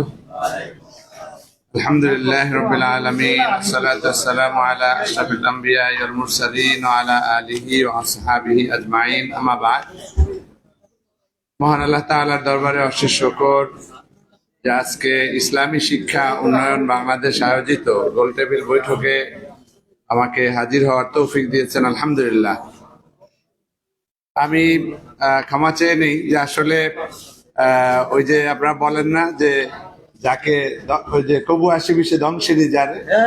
আসলে আমরা যেভাবে জীবন চালাই আর আপনারা যারা বেতন ছাড়া যুগ যুগ ধরে আছেন, কখনো আপনাদের কষ্ট ওইভাবে উপলব্ধি করা সম্ভব নয়। কিন্তু তারপরেও আমি ইসলামী শিক্ষা উন্নয়ন বাংলাদেশের একদম শুরু থেকেই আপনাদের সাথে আছি, কিছুটা হলেও উপলব্ধি করার চেষ্টা করি। আর আমি যেহেতু বিশ্ববিদ্যালয়ে শিক্ষকতা করি, সেই হিসাবে এই বৈষম্যের চিত্রটা খুব সহজেই আমার চোখে ধরা পড়ে। যে আমরা কোনো একটা জায়গায় 1 ঘন্টা লেকচার দিলেও দেখা গেল 2-2.5 হাজার টাকা, 5,000 টাকা কোনো বিষয় না। আর সেখানে একজন ইবতেদায়ী প্রধানের বেতন যদি হয়, বা যেটাই নাম দেও, অনুদান বলুক আর যাই বলুক, 2,500 টাকা, এরকম নানা চিত্র, এটা আসলে অসহনীয়, অবর্ণনীয়। তো তারপরেও আমি মনে করি যে আসলে আমরা কোনো অবস্থাতেই থেমে যাব না। আমরা যারা পিএইচডি করেছি, আমাদের একটা অন্যতম স্লোগান ছিল নেভার কুইট, কখনোই ছেড়ে দিও না, কারণ পিএইচডি জার্নিটা খুব কঠিন। এটা যদি আসলে কেউ না করেন বুঝবেন না যে আসলে অনেক কঠিন। অনেক সময় মনে হয় ছেড়ে দেয়, ভাই আর পারি না, আর পারি না। তো এই নেভার কুইটের স্লোগানটা আমি মনে হয় আপনাদেরকেও দিতে চাই। আপনারা হতাশ হবেন না, ইনশাআল্লাহ একটা সময় হয়তো বিজয় আসবে। আপনাদের এই কষ্ট হয়তো আপনাদের পরবর্তী জেনারেশন এর দ্বারা সুফল পাবে। আল্লাহ তাআলা সেই তৌফিক দান করে, বলুন আমিন। আমাকে প্রবন্ধের জন্য বলা হয়েছিল, কিন্তু আমি দুঃখজনক হলো সত্য যে চট্টগ্রাম বিশ্ববিদ্যালয় বর্তমানে এই নতুন সরকারের কারণে আমার অনেক দায়িত্ব বেড়ে গিয়েছে। আর আগামী 14ই মে প্রধান উপদেষ্টা আমাদের চট্টগ্রাম বিশ্ববিদ্যালয় সমাবর্তনে যাবেন। ওখানে আমি কমিটির সাথে যুক্ত এবং বিশ্ববিদ্যালয় অনেক বড় বড় কিছু কাজের সাথে যুক্ত থাকায় সময় বের করতেই পারি না। আমি চেয়েছিলাম, যেহেতু পারি নাই, আসবো না। স্যার বলেন যে না, আপনার আসতেই হবে, অন্তত আপনার কথাগুলো অন্তত বলে যান। তো সেই হিসাবে সাজানো গুছানো প্রবন্ধ না হলেও আমি মনে করি এটা রেকর্ড থেকেও একটা প্রবন্ধের মতো উপাদান ইনশাল্লাহ আপনারা পাবেন। আমি সেরকম অনেকগুলো বিষয় সামারি করার চেষ্টা করেছি। তো আশা করি আপনারা পরবর্তীতে লাইভ থেকে হলেও সরকারের কাছে স্মারকলিপি আকারে হলেও এই বিষয়গুলো উত্থাপন করবেন। আপনারা আমার চেয়ে ইতিহাস ভালো জানেন, কষ্ট, দুঃখ, দুর্দশার বিষয়টিও ভালো জানেন। আমরা যদি দেখি যে প্রেসিডেন্ট জিয়াউর রহমান বা তারও আগেই যদি শুরু হয়ে থাকে, কার্যত তারপরে এরপরে এরশাদের সময় এটা আরো বেশি বিকশিত হয়েছে। 18,000 প্লাস, 18,000-এর চেয়েও বেশি মাদ্রাসা একটা সময় তারা কি করেছে, কার্যক্রম শুরু করেছিল। কিন্তু সেটা বন্ধ হয়ে হয়ে হয়ে এমন একটা পর্যায়ে চলে গিয়েছে যে এখন এটা আছে হচ্ছে 8,972, সব মিলে 8,972-এর মতো। আর সেখান থেকে 1994 সনে অনুদান পাওয়া শুরু করেছে এই 1,519টা। তাহলে এই এতকাল ধরে 1994-তে শুরু হয়েছে, আর এতকাল ধরে কোনো পরিবর্তন নাই। যেটা একটা জায়গা চট্টগ্রাম থেকে যে এসেছি তাতেও আসা যাওয়ার খরচ 2-3 হাজার 5,000 টাকা খরচ হয়ে যায়। একটা মানুষ 30টা দিন ধরে বেতন নিবে এবং সে ইবতেদায়ীর প্রধান, তার তো একজন মেহমান আসবে, তার কত কিছু অফিস মেনটেন করতে হবে, সেই 2500 টাকা পাবে, আর সহকারী শিক্ষকরা 2300 টাকা দিবে। কোথায় মানবাধিকার কর্মীরা, কোথায় বৈষম্য বিরোধী আন্দোলনের নেতারা, কোথায় আমাদের এইসব সোকল সিভিলাইজ পার্সন গুলো? তাদের কি নজরে এটা নাই? এদেরকে আপনি আবার বলেন শিক্ষাই জাতির মেরুদণ্ড, তাহলে বাদ দিয়ে দেন। আপনি একটা অধ্যাদেশ করে বলে দেন যে না, ইবতেদায়ী চলবে না এদেশে, এটা আমরা মানতে পারি না। রাখতেছেন বিমাতা সুলভ আচরণ করে। এটা আসলে আমরা কোনোভাবেই মানতে পারি না। আমরা এরপরে আরেকটি বিষয় আপনাদের সামনে তুলে ধরতে চাই, যেটা আমার চেয়ে আপনারা ভালো জানেন। বর্তমানে সম্প্রতি ঢাকা পোস্টের একটা রিপোর্ট থেকে আমি এই সামারিগুলো বের করেছি। সেখানে দেখা গেল যে প্রাইমারি স্কুলের সংখ্যা 65,565, আর মাদ্রাসা ওই যে 18,000 থেকে কেটে কুটে ধ্বংস হয়ে বন্ধ হয়ে তারপরে এখনো কোনো মতে টিকে আছে, বেতন টেতন ছাড়াই, সব মিলে 8,972-এর মতো। তাহলে কোথায় 65,000 আর কোথায় 8,000? আর এই 65,000 যারা চালাচ্ছে তারা কি পাচ্ছেন? প্রধান শিক্ষক 19,000 টাকা, সহকারী শিক্ষক 17,000 টাকা পাচ্ছেন, আর মাদ্রাসা শিক্ষক 2,500, সহকারী শিক্ষক 2,300। স্কুলের শিক্ষক সংখ্যা হচ্ছে 3,89,949 জন, তার মানে প্রায় 4 লাখের মতো। আর আমাদের এই যে মাদ্রাসা শিক্ষকের মধ্যে যাদেরকে ঘোষণা কেবল দেওয়া হলো যে এমপিওভুক্ত করা হবে, এখনো কার্যকর হয় নাই, তাদেরকে বাদ দেওয়ার পরে আরো প্রায় 40,000, আর যারা চলে গেছে ঝরে গেছে সেটা বাদই, 40,000 শিক্ষক বা আরো বেশি এরকম, তারা এখনো পর্যন্ত যুগের পর যুগ সার্ভিস দিয়ে যাচ্ছেন। আমি আসলে আপনাদের কাছে বারবার আসি এই কারণেই যে আমি আসলে আপনাদের ব্যথায় শরিক হতে চাই, কারণ এটা আসলেই মর্মান্তিক, খুবই দুঃখজনক। এই স্ট্যাটিস্টিক্স এটাতে একটা জাতীয় দৈনিকে ছাপা হয়েছে, অনেকগুলো দৈনিকে ছাপা হয়েছে, একাধিকবার প্রবন্ধ আকারে উত্থাপন করা হয়েছে, কিন্তু কেন টনক নড়ছে না? আমি সেই বিষয়ে আপনাদের সামনে কয়েকটা পয়েন্ট উল্লেখ করতে চাই, যেহেতু এখানে আমার চেয়েও সিনিয়র এবং অনেক জ্ঞানী গুণী মানুষ রয়েছেন, সাংবাদিকরা রয়েছেন।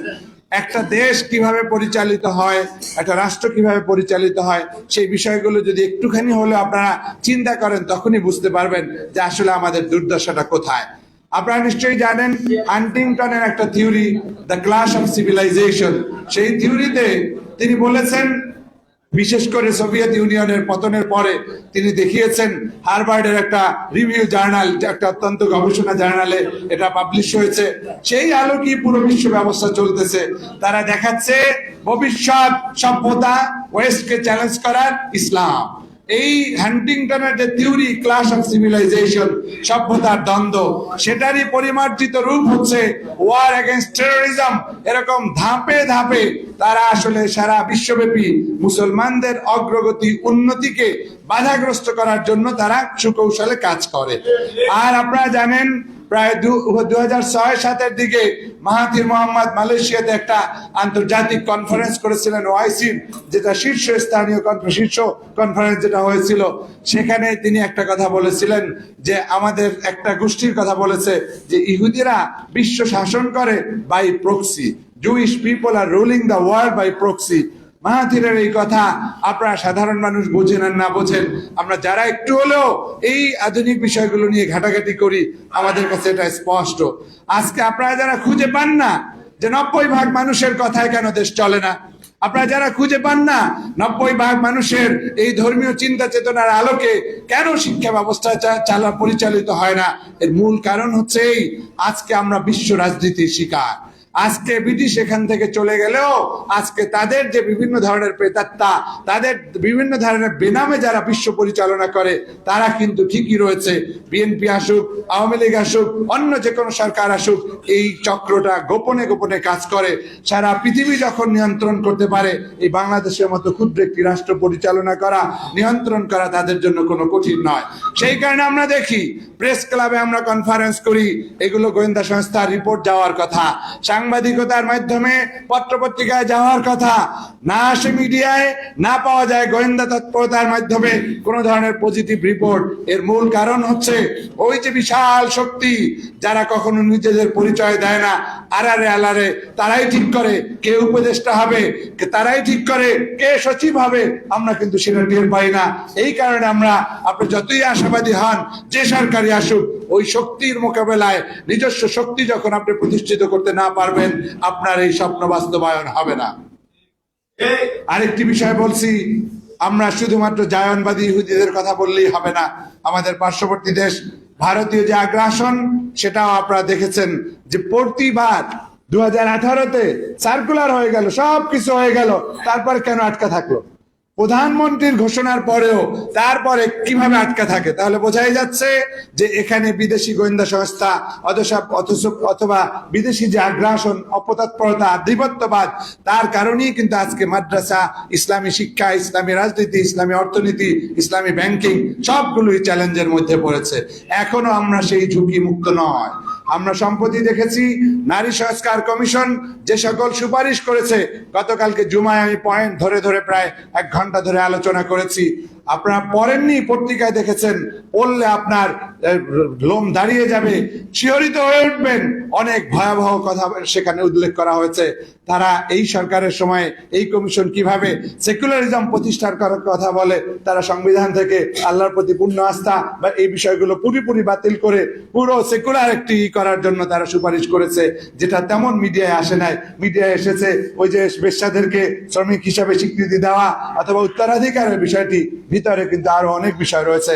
তার অর্থ দ্বারা এই যেই সরকারি আসুক, যারা বিশ্ব পরিচালনার সাথে যুক্ত, যারা বিশ্ব মিডিয়া যাদের দখলে, তারা কিন্তু আমাদের থেকে দূরে সরে নাই, তারা আমাদের মাঝে আছে, লুকিয়ে আছে।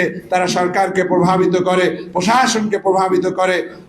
আমাদের একজন শায়েখ আহমদুল্লাহ একবার একটা ঘরোয়া আলোচনা একবার বলতেছিলেন যে আমি সচিবালয় গিয়েছি একটা কাজে, ও আল্লাহ, দেখি যে বাংলাদেশিদের চেয়ে বিদেশিদের আনাগোনা বেশি। আপনারা যারা সচিবালয়ে যান আপনারা দেখবেন এই গাড়ি সেই গাড়ি, এই গাড়ি সেই গাড়ি। ও বাবা, তোমাদের এত কাজ কি?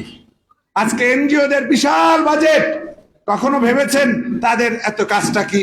তারা যদি এত মানবিক কল্যাণের কথা বলে, তাহলে কেন তারা ট্রান্সজেন্ডার এই ইস্যু, সেই ইস্যু যেটা আমাদের সাধারণ ধর্মীয় মূল্যবোধ বিশ্বাসের সাথে সাংঘর্ষিক, সেইগুলোতে কেন তারা যাচ্ছে? তার অর্থ হচ্ছে হাজার হাজার কোটি ডলার দিয়ে এদেশের স্বাধীনতা সার্বভৌমত্বকে চ্যালেঞ্জ করা হচ্ছে। হাজার হাজার কোটি ডলার খরচ করে এদেশের মানুষের বিশ্বাসকে চ্যালেঞ্জ করা হচ্ছে। হাজার হাজার কোটি ডলার খরচ করে এদেশের ইসলামী শিক্ষার ভিত্তিকে নাড়িয়ে দেওয়ার চেষ্টা করা হচ্ছে। আর সেই জায়গায় আমাদের মতো দুর্বল মানুষরা, কয়েকজন মাত্র শিক্ষক, যাদের নাই বেতন, যাদের নাই যাতায়াত ভাড়া, যাদের এরকম অনুষ্ঠান করা বারবার সম্ভব নয়, তারা কিন্তু আপনারা পারবেন না। সেজন্য আমি বলতে চাই, হালকাভাবে বিষয়টি নেবেন না, সিরিয়াসলি নেবেন। সিরিয়াসলি যদি নেন তখনই আপনি সিরিয়াস অ্যাকশনে যেতে পারবেন। আমি সেজন্য বলছি, আমাদের কতগুলো করণীয় বিষয়, আমি কয়েকটি বিষয় আপনাদের কাছে উল্লেখ করতে চাই। মাদ্রাসা বোর্ড, মাদ্রাসা শিক্ষা অধিদপ্তরে উপযুক্ত লোক নিয়োগ দিতে হবে। আমি চট্টগ্রাম থেকে ইনভাইটেশন পেয়ে এসেছিলাম, শিক্ষা মন্ত্রণালয় একটা প্রোগ্রাম করেছিল, আপনাদের মধ্যে কেউ কেউ ছিলেন সেখানে। আমাদের মাদ্রাসার যিনি ওই যে সেক্রেটারি কবিরুল স্যার, উনি চমৎকার ভাষায় বলেছেন এবং ওনার উপস্থাপন দেখে আমার কাছে মনে হয়েছে উনি আন্তরিক, এবং সেই কারণে আমি আপনাদের কাছে অনুরোধ জানাবো, স্যারের আর বেশি চাকরি নাই, আপনারা আপনাদের দাবি দেওয়া বিভিন্ন বিষয় বিভিন্ন প্রতিনিধি গিয়ে তার কাছে উপস্থাপন করেন। আমাদেরকে এর পরবর্তীতেও চিন্তা করতে হবে, এই সরকার যতদিন থাকুক এটা আমাদের জন্য বড় একটা সুযোগ। আমরা যত দ্রুত পারি তাদের কাছে প্রতিনিধি দলের মাধ্যমে আমাদের সমস্ত বিষয়গুলো সুস্পষ্টভাবে তুলে ধরতে হবে। পরবর্তীতেও যারা বড় পর্যায়ে রয়েছেন, কে সচিব হবে না হবে আপনারা সেভাবে খুঁজে, এইভাবে ডানপন্থী যারা ইসলাম বান্ধব, মুসলমানদের এই অধিকারের বিষয়ে তারা আগ্রহী, ইসলামী শিক্ষাকে পছন্দ করেন, সেই সকল মানুষদেরকে যদি জায়গা মতো না বসাতে পারেন তাহলে কিন্তু আপনার স্বপ্ন পূরণ হবে না। হাজার হাজার মানুষ, লক্ষ লক্ষ মানুষ, কিন্তু ওনার একটা মাত্র কলমের খোঁচা, সেটা কিন্তু অত্যন্ত গুরুত্বপূর্ণ। অতএব আমার অনুরোধ থাকবে, আপনারা মাদ্রাসা বোর্ড, মাদ্রাসা শিক্ষা অধিদপ্তরে যেন উপযুক্ত লোক যারা ধর্ম বান্ধব, ইসলাম বান্ধব, ইসলামী শিক্ষা, মাদ্রাসা শিক্ষার প্রতি আগ্রহ রয়েছে, তাদেরকে নিয়োগের ব্যাপারে চেষ্টা করবেন। আমি ইশারা ইঙ্গিতে বলছি, সেটা কিভাবে করবেন সেটা আপনাদের দায়িত্ব। রাজনৈতিক দলের মাধ্যমে হোক, সাংবাদিকদের মাধ্যমে হোক, বিভিন্নভাবে এই চেষ্টাটা অব্যাহত রাখতে হবে। আরেকটি বিষয়, বর্তমান সরকারের শিক্ষা ধর্ম উপদেষ্টাকে সম্পৃক্ত করা। আমি ধন্যবাদ জানাই যে ইসলামী শিক্ষা আন্দোলন সেটা করেছে, কারণ ধর্ম উপদেষ্টা তিনি আমাদের অনুষ্ঠানে একাধিকবার এসেছেন, বিভিন্ন জায়গায় তিনি কথা বলেছেন, চট্টগ্রামে ইঞ্জিনিয়ার্স ইনস্টিটিউটে, একই সাথে তার সাথে আমি অনেকবার প্রোগ্রাম করেছি। তিনি আমাদের জাতীয় ওই যে নয়া দিগন্তে একাধিকবার পুরো পৃষ্ঠা জুড়ে ইবতেদায়ী শিক্ষকদের অধিকার, মাদ্রাসা শিক্ষায় বৈষম্য, জাতীয় শিক্ষাক্রম রূপরেখা, এই বিষয়গুলো তুলে ধরেছেন। কিন্তু এখন রাষ্ট্রীয় দায়িত্বের ব্যস্ততার কারণে তাকে হয়তো আপনারা নিয়মিত পাচ্ছেন না, কিন্তু সেই বন্ধনটা ছিন্ন করা যাবে না। আপনারা যান, মাঝে মাঝে সচিবালয়ে যান, তার কাছে বলেন, স্যার এই বিষয়টি আপনি একটু শিক্ষা উপদেষ্টাকে বলে দেন, আপনি একটু প্রধান উপদেষ্টাকে বলে দেন। কারণ একজন উপদেষ্টা আর একজন উপদেষ্টার সাথে কথা বলাটা খুব সহজ ব্যাপার, প্রধান উপদেষ্টার সাথেও তাদের অনেক ইনফরমাল সেশনও হয়। অতএব এটাকে আপনাদের কাজে লাগাতে হবে। অনুরূপভাবে বর্তমান শিক্ষা উপদেষ্টা, যদিও তার ইসলামিক ব্যাকগ্রাউন্ড আদৌ আছে কিনা আমার জানা নেই, আমি যতদূর ঘেটেছি তিনি হয়তো একটা সময় বামপন্থী আন্দোলনের সাথে যুক্ত ছিলেন। তো যাই হোক, তারপরেও তিনি যদি আন্তরিক হন, মানবতাবাদী হন, উদার হন, যেটা বিভিন্ন বক্তব্যে তার উদারতার কথা বলেছেন, তাহলে অবশ্যই তার থেকে আমরা প্রত্যাশা করতে পারি। এবং অন্য কোনো উপদেষ্টাও যদি এরকম হয়, যাদের পিছনে কিছুটা হলেও সাব কর্নার রয়েছে, তাদেরকে আপনারা কাজে লাগাবেন। আরেকটি বিষয় বলি, মিডিয়ার ক্ষেত্রে আপনাদের যে দুর্বলতা, অনেক প্রোগ্রাম হয়, আমরা সাংবাদিকেও দেখি, নিউজ আর পাই না, ইন্টারনেটে সার্চ করলেও পাওয়া যায় না, ভালো চ্যানেলেও তেমন পাওয়া যায় না। মিডিয়া, এটাকে ফোর্থ স্টেট বলা হয়েছে, এত সুন্দর আয়োজন, এত কষ্ট করছেন, প্রেস ক্লাবে আসছে, তারপরে কেন কভারেজ হচ্ছে না? এই বিষয়গুলো ভালো করে খেয়াল করে আমাদেরকে এই বিষয়ে জোর দিতে হবে। কারণ আমাদের এই যে অগণতান্ত্রিক ব্যবস্থা চলেছিল দীর্ঘ সময় ধরে, সেই কারণে গোয়েন্দা রিপোর্টেও কাজে আসে না, মিডিয়া রিপোর্টেও কাজে আসে না, কাজে আসে উপরের ওই বাইরের রাষ্ট্রের চাপ, কাজে আসে। কিন্তু এখন তো একটু হলেও আমরা মুক্ত পরিবেশ পেয়েছি। অর্থাৎ এই সময় গণমাধ্যমের জন্য সুন্দরভাবে তুলে ধরতে পারেন।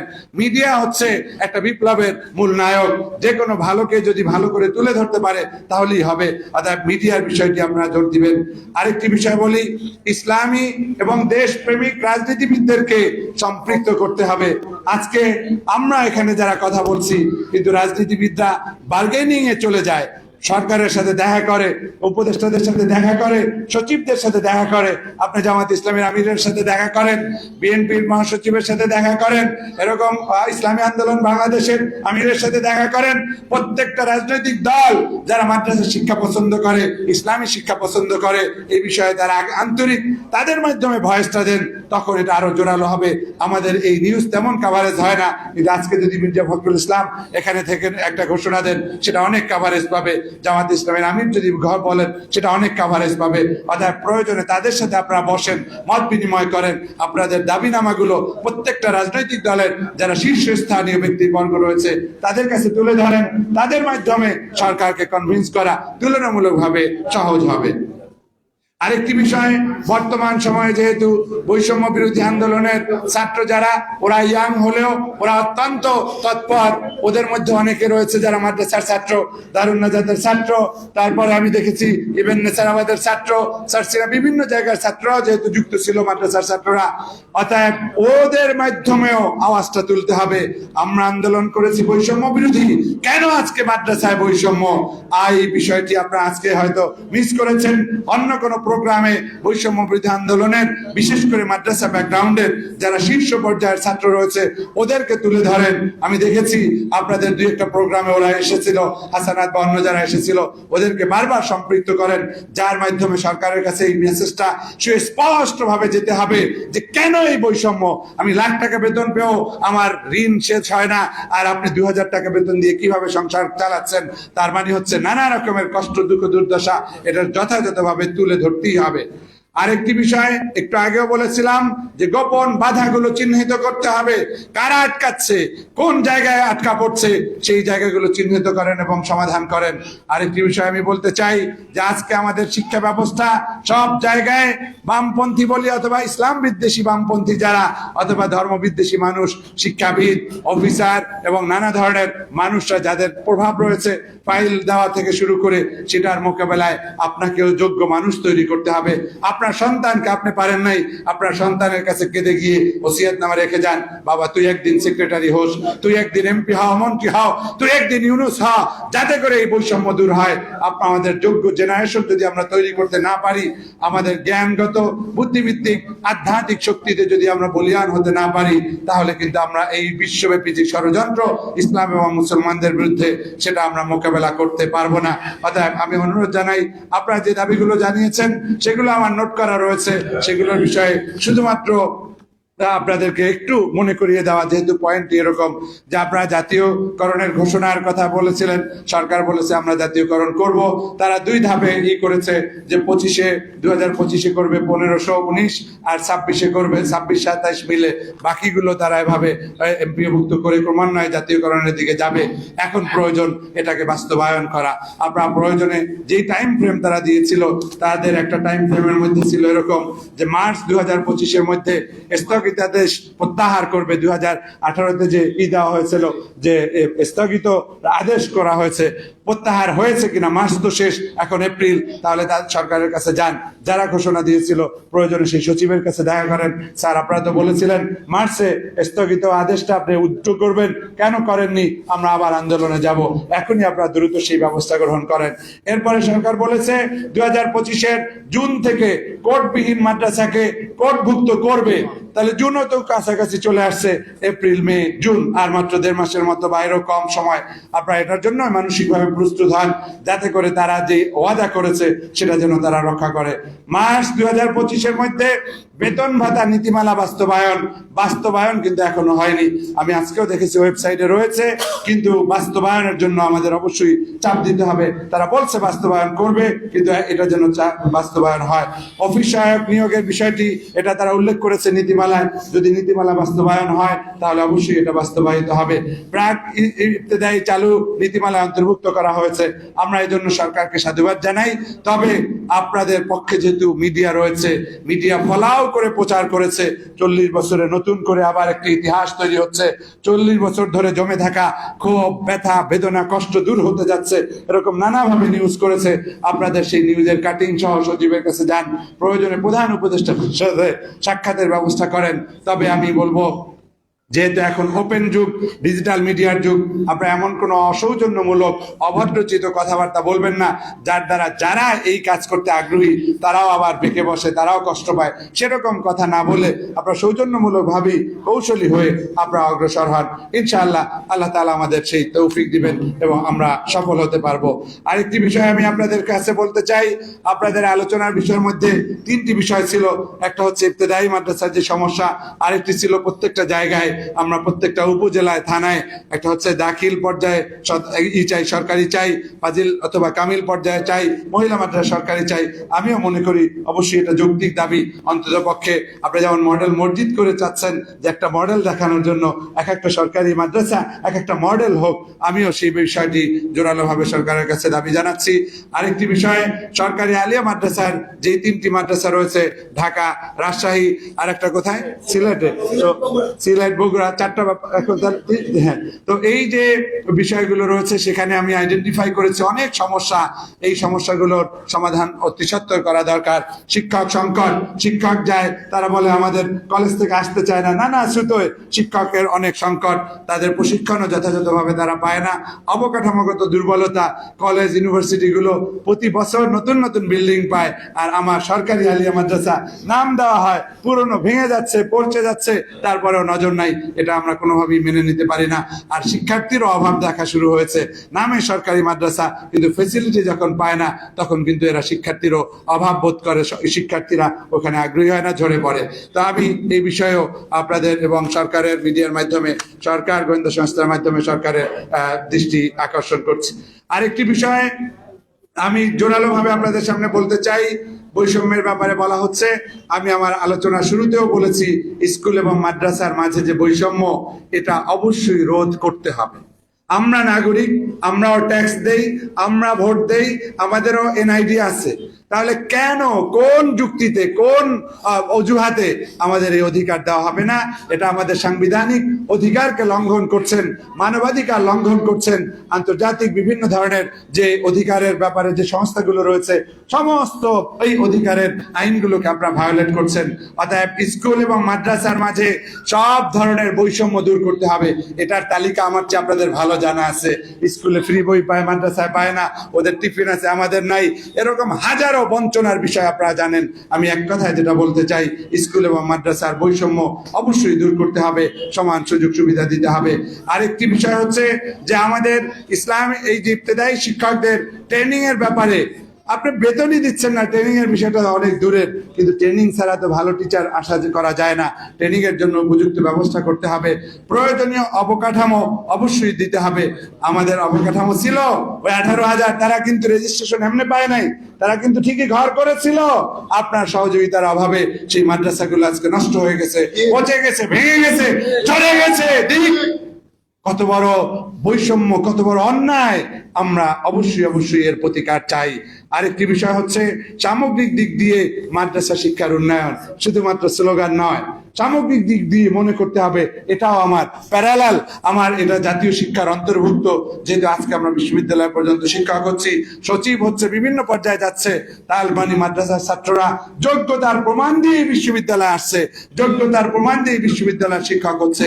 আজকে যখন আমরা দেখেছি দারুন নাজাতের ছাত্র, তামিমুল মিল্লাতের ছাত্র, অথবা নেসরাবাদ শর্ষিনা, এরকম বড় বড় মাদ্রাসার ছাত্ররা ঢাকা বিশ্ববিদ্যালয়ে ভর্তি পরীক্ষায় ফার্স্ট হয়, সেকেন্ড হয়, থার্ড হয়, তার মানে হচ্ছে কোনোভাবেই আসলে তাদেরকে দমিয়ে রাখা যাবে না। যদি সুযোগ দেন তাহলে অবশ্যই তারা তাদের মেধার পরিচয় তারা দিতে পারে, আর সেটা একবার নয়, বারবার ঘটে যাচ্ছে এরকম। অতএব আমরা চাই সামগ্রিক দিক দিয়ে মাদ্রাসা শিক্ষার উন্নয়ন আমাদেরকে ঘটাতে হবে। মাদ্রাসার অধ্যক্ষ এবং শিক্ষকদেরকে বোর্ড এবং অধিদপ্তরে নিয়োগ দিতে হবে। আমি দেখলাম মাদ্রাসা বোর্ডে নতুন নিয়োগ হয়েছে, ইভেন এই বিপ্লবী সরকার বলেন আর জুলাই বিপ্লবের পরে যে সরকার এসেছে, তাও দেখা যায় অমুক কলেজ, অমুক কলেজ, অমুক কলেজ। ও বাবা, তুমি এত যুক্তি পাও, তুমি নানাভাবেই তো এভাবে নিয়োগ দিতে পারো, কিন্তু তারা সুবিধাটা নেয়, এটা একটা সরকারি প্রতিষ্ঠান, তাহলে আমার নিতে হবে সরকারি আলিয়া থেকে। সরকারি আলিয়া টিচার বা আছে কয়জন, সেখান থেকে পেয়েছে বা কয়জন? আমরা দেখলাম সম্প্রতি যে নিয়োগ হয়েছে 8 জনের মতো বড় বড় অফিসার, সেখান থেকে সরকারি আলিয়া ঢাকা থেকে হেদায়েতুল্লাহ ভাইকে নেওয়া হয়েছে, 1 জন মাত্র, আর সব হচ্ছে কলেজের টিচার। আমার এইখানে এই মঞ্চে অন্তত 8 জন 10 জন পিএইচডি হোল্ডার প্রফেসররা রয়েছেন, তাদের কি যোগ্যতা নাই?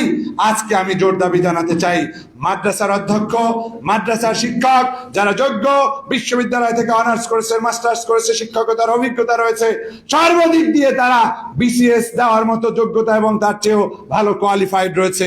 মাদ্রাসা বোর্ডে, মাদ্রাসা শিক্ষা অধিদপ্তরে এই মাদ্রাসা শিক্ষিত পিএইচডি হোল্ডার, মাদ্রাসা শিক্ষিত অভিজ্ঞ লোকদেরকে, ইভেন যদি কেউ রিটায়ারমেন্টেও যায়, তাদেরকে চুক্তিভিত্তিক ভাবে নিয়োগ দিতে হবে, যাতে করে যার ওই যে বলে না যে মায়ের চেয়ে মাসির দরদ, মা বেশি বোঝে বাচ্চার যন্ত্রণা। মাদ্রাসায় যারা পড়ে এসেছে তারা যেভাবে ভাববে অন্য কেউ এইভাবে এই কষ্টটা উপলব্ধি করবে না।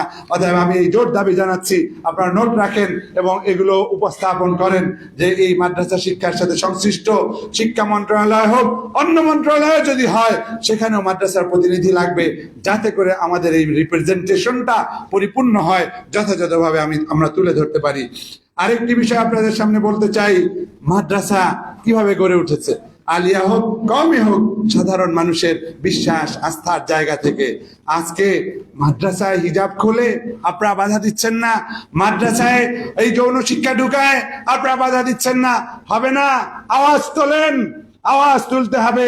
এই মাদ্রাসা ধর্মপ্রাণ মানুষের দেওয়া জমির উপরে প্রতিষ্ঠিত হয়েছে, অক্ষ সম্পত্তির উপর প্রতিষ্ঠিত হয়েছে। অর্থাৎ মাদ্রাসা শিক্ষাকে আপনি আধুনিক করেন, আপত্তি নাই, সেই আধুনিক করবেন আপনি ইসলামিক থিওরি অনুসারে। আমরা ইসলামাইজেশন অফ নলেজ নিয়ে আলোচনা করি, কিন্তু সেটার অর্থ এই নয় যে আমার মূল জায়গা থেকে আমি সরে যাব। মাদ্রাসার ঐতিহ্য, মাদ্রাসার আদর্শ, মাদ্রাসার নীতি নৈতিকতা, মূল্যবোধ যদি বিসর্জন দিয়ে আপনি শুধুমাত্র সমমান সমবেতন চান, তাহলে তো আল্লাহর কাছে আপনি আটকা পড়ে যাবেন। মানুষের থেকে সাহায্য পাচ্ছেন, জমি নিয়েছেন, সব নিয়েছেন আল্লাহর ওয়াস্তে, আর কাজ হবে দুনিয়াবী উদ্দেশ্যে, এটা হতে পারে না। অতএব সরকারকেও আমি উদাত্ত আহ্বান জানাবো যে মাদ্রাসার স্বতন্ত্র বৈশিষ্ট্য অবশ্যই ধরে রাখতে হবে। আরেকটি বিষয়, যদিও আজকের বিষয় নয়, তারপরে আমি এটা তুলে ধরি, আমার আলোচনা শেষ করতে চাই। সেটি হচ্ছে এই যে আজকে আমাদের মাদ্রাসায়ও অনার্স মাস্টার্স এর কথা বলা হয়েছে।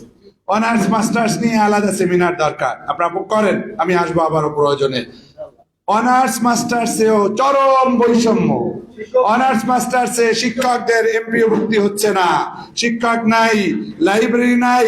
ও বাবা, অনার্স মাস্টার্স কাকে বলে জানো তুমি? শুধু খুললেই হবে? সেখানে পিএইচডি ডিগ্রি দেওয়া হবে, সেখানে রিসার্চ হবে, রিসার্চ মেথোডোলজির উপরেই নাই। আবার দেখেন আরেকটা বিষয় মনে উঠে গেছে, মাদ্রাসায় নিবন্ধন পরীক্ষা দিবে, সেখানে ইসলাম নিয়ে প্রশ্ন নাই, আরবি নাই। কি হাস্যকর, কি হাস্যকর! আপনি চিন্তা করতে পারেন, এর অর্থ হচ্ছে আমাদেরকে তারা কোনোভাবেই উঠতে দিবে না। মাদ্রাসা, ইসলাম শিক্ষা, ইসলামী রাজনীতি, ইসলামী অর্থনীতি কোনোভাবে তারা বিকশিত করতে দিবে না। আমরা চাই এদেশের সংখ্যাগরিষ্ঠ মুসলমানের বিশ্বাস মূল্যবোধের আলোকে এদেশের শিক্ষা ব্যবস্থা চলবে, অন্যের কথায় চলবে না। অন্য দেশের সাথে সম্পর্ক রাখতে চান, আমাদেরকে দ্বিতীয় শ্রেণীর নাগরিক করে নয়, তাদেরকে কনভিন্স করেন, তুমি যতই দাবি দাও আমার দেশের নাগরিকের এই প্রধান অধিকার, তাদেরই আসল অধিকার। অর্থাৎ তাদেরকে বঞ্চিত করে বিদেশিদেরকে খুশি করা চলবে না, এনজিওদেরকে খুশি করা চলবে না, বিদেশি গোয়েন্দা সংস্থা, বিদেশি বড় প্রতিষ্ঠান, দেশ, তাদের কথায় আমরা চলবো না। আমি আমার এই দাবি জানিয়ে আমার এই সংক্ষিপ্ত আলোচনা শেষ করছি। ভুল বেয়াদবি হলে আল্লাহ তাআলা আমাদেরকে ক্ষমা করুন। আমি চাই যে ইনশাআল্লাহ আপনারা কোনোভাবেই আপনাদের যতই কষ্ট হোক, নাসরুম মিনাল্লাহি ওয়া ফাতহুন করিব ওয়া বাশশিরিল মুমিনিন, ইনশাআল্লাহ আল্লাহ তাআলার পক্ষ থেকে সাহায্য আসবে। আপনারা যেহেতু কষ্ট করেছেন, 40 বছর ধরে বঞ্চনার শিকার হয়েছেন, আর কত, আপনারা আরেকটু ধৈর্য ধরেন, আপনারা থেমে যাবেন না, ইনশাআল্লাহ আমরা সফল হব। আল্লাহ তাআলা আমাদের এই আয়োজন সফল করুন এবং সামনের দিনেও আমাদের দৃঢ় মনোবল রেখে সামনে এগিয়ে যাওয়ার তৌফিক দান করুন। আমিন। আখির দাওয়ানা আলহামদুলিল্লাহি রাব্বিল আলামিন। মারহাবা প্রফেসর ডক্টর শহীদুল্লাহ, ওনাকে না পাইলে এই কথাগুলা কি শুনতে পারতেন? উনি বলে তো আমার এই সমাজ, উনি অনেক বড় বড় দায়িত্বে, মানুষটা তো বড়, আর ভিতরে মাদ্রাসা আছে। হ্যাঁ, মাদ্রাসার লোকজন কেলেঙ্কারি দুর্নীতি কম করে, কেউ তো করে, কিছু যে নাই তেমনটা না। তো ওই কেলেঙ্কারি করে না, দেখি তো বড় বড় পদে দিছে। একটা বিষয় আপনাদের হঠাৎ এটা ফাইলটা থেমে গেলে কেন? গোয়েন্দা সংস্থার বড় একজন, উনি এখন কথা কিন্তু আমার শুনতেছে, একজন অফিসার বলে রাত্রে ফোন দিয়া, আমি ফাঁকে ফাঁকে দুই একটা কথা আমার অফিসারের সাথে শেয়ার করি, আবার অনেক কথাই বলি না। আজকে সকালে অনেকগুলো কথাই বলছেন যে এগুলা ঘটে গেছে, যে আপনার ফাইল তো ফেরত আসবে। কি হয়েছে? এটা তো আপনার প্রজেক্ট না, এটা তো নৌকার ইলেকশন করছে আর অমুক ইলেকশন করছে, ভুলে মুজিবুর রহমান সাহেব আর সর্বনাই গেছে। এটা তো ইত্তেদায়ী শিক্ষা উন্নয়ন ইসলামী শিক্ষার প্রজেক্ট না। আমার না, দাবিটা সবাই, ওই অফিসার শুনতেছে আমার কথা, কারণ উনি এই 129 জনের মধ্যে উনি একজন আছে, আমি দেখছি তো, উনি আছেন। উনি বলে ভাই আপনার ফাইল তো থেমে গেছে। তো কারো কাছে বলি নাই, আল্লাহর কাছে কাঁদছি। কয়েকদিন পরে রেজাউল বলে স্যার ফাইল তো, তা আমি জানি, আমি তো বলতে চাইছিলাম না, তারপরে বলছি এটা সোজা আঙ্গুলে ঘি উঠবে না, এইটার জন্য 2-1 আব্দুর রহমান রে 4বার ফিরে যেতে হবে না, এরকম কয়েকটা রাস্তায় কোরবানি দিবে। আজকে যখন কালকে সুন্নি লীগ বলছে আমরা তুলে নেবো, আমরা রাস্তা ঠেকাইছে, ওই মিজান সাহেবের দোষ আমার কয় তুই কই যাস, প্রেস ক্লাবে যাবি, তুই ওই দল, তোরে জবাই করবো। আজকেও যারা মিজান সাহেবের ধরে নিছে, তোমাদের ঠাই এই 10-20-25 বছরে হবে না ইনশাল্লাহ। মাদ্রাসা হবে, মুনাজাত করবেন মজলুম প্রিন্সিপাল। আমি অনুরোধ করব মুফতি মিজানুর রহমানকে, কারণ আমি ইউসুফ সাহেবের দাওয়াত দিছি না, ইউসুফ সাহেবের দাওয়াত দিয়েছি, ডক্টর হেফজুরকে দাওয়াত দিয়েছি, চিঠি দিয়েছি, শশীনা সরাফাত সাহেবকে দাওয়াত দিয়েছি, কথা বলেছি। কামরুজ্জামান সাহেব কথা শুনতেছেন পাশের কোন রুমে পিছা, তো আমি 60 প্যান্ট পরা মৌলবি আসতে পারছি না কুষ্টিয়া। আমি 550 জনকে চিঠি পাঠিয়েছি, অনেকে পাইছেন। 555 জনের চিঠি পাঠিয়েছি পকেটের পয়সা দিয়ে, অনেক টাকা খরচ করছি। হিসাব কার কাছে দেব? আল্লাহর কাছে দেই। আবার যাদের কাছে হিসাব দেবো হেরাই কয় এত টাকা উনি কোথায় পায়, তারাই বলো যে এত টাকা কোথায় পায়। আবার বলছি কথা, এটা 3বার হয়েছে। বউ গভর্নমেন্ট চাকরি করে, কিছু দেয়, মন আছে মাদ্রাসার জন্য। মাইয়া মেয়ে ছোটটা মেডিকেলের লেকচারার, আইজও 2000 টাকা দিছে, আব্বু টাকা তো নাই, নাও। হ্যাঁ, আমিও কিছু দিই, আমার বেতনের সব টাকাটাই এই বলে বলতেছি সব হবে না, আপনাদের এই ইবতেদাই আর মাদ্রাসা আর ইসলামী শিক্ষার পিছনে খরচ করি। কারণ দুটো মাথা গুজানের দুটো ব্যবস্থা আল্লাহ করেছেন, ঘর ভাড়া লাগে না, ঘর ভাড়াটা আপনাদের পিছনে ভাড়া দেই। আল্লাহ যদি এই ভাড়ার বিনিময় আপনাদের সাথে আমার জান্নাতের কোন একটু জায়গা দেয়, আর ইবতেদাই যদি আল্লাহ কবুল করে, আমি মিজান সাহেবকে মুনাজাত করার জন্য অনুরোধ করছি। আমি বারবার অনুরোধ করছি আপনি একটু দোয়া করেন না, আপনি একটু দোয়া করবেন না, আপনার দোয়া চাচ্ছি আজকে। এখানে এই যে বদিউল আলম সাহেব করে, মুর্শেদ আলম সাহেব করে, আজকে আপনি করবেন না, না আপনি দোয়া করবেন।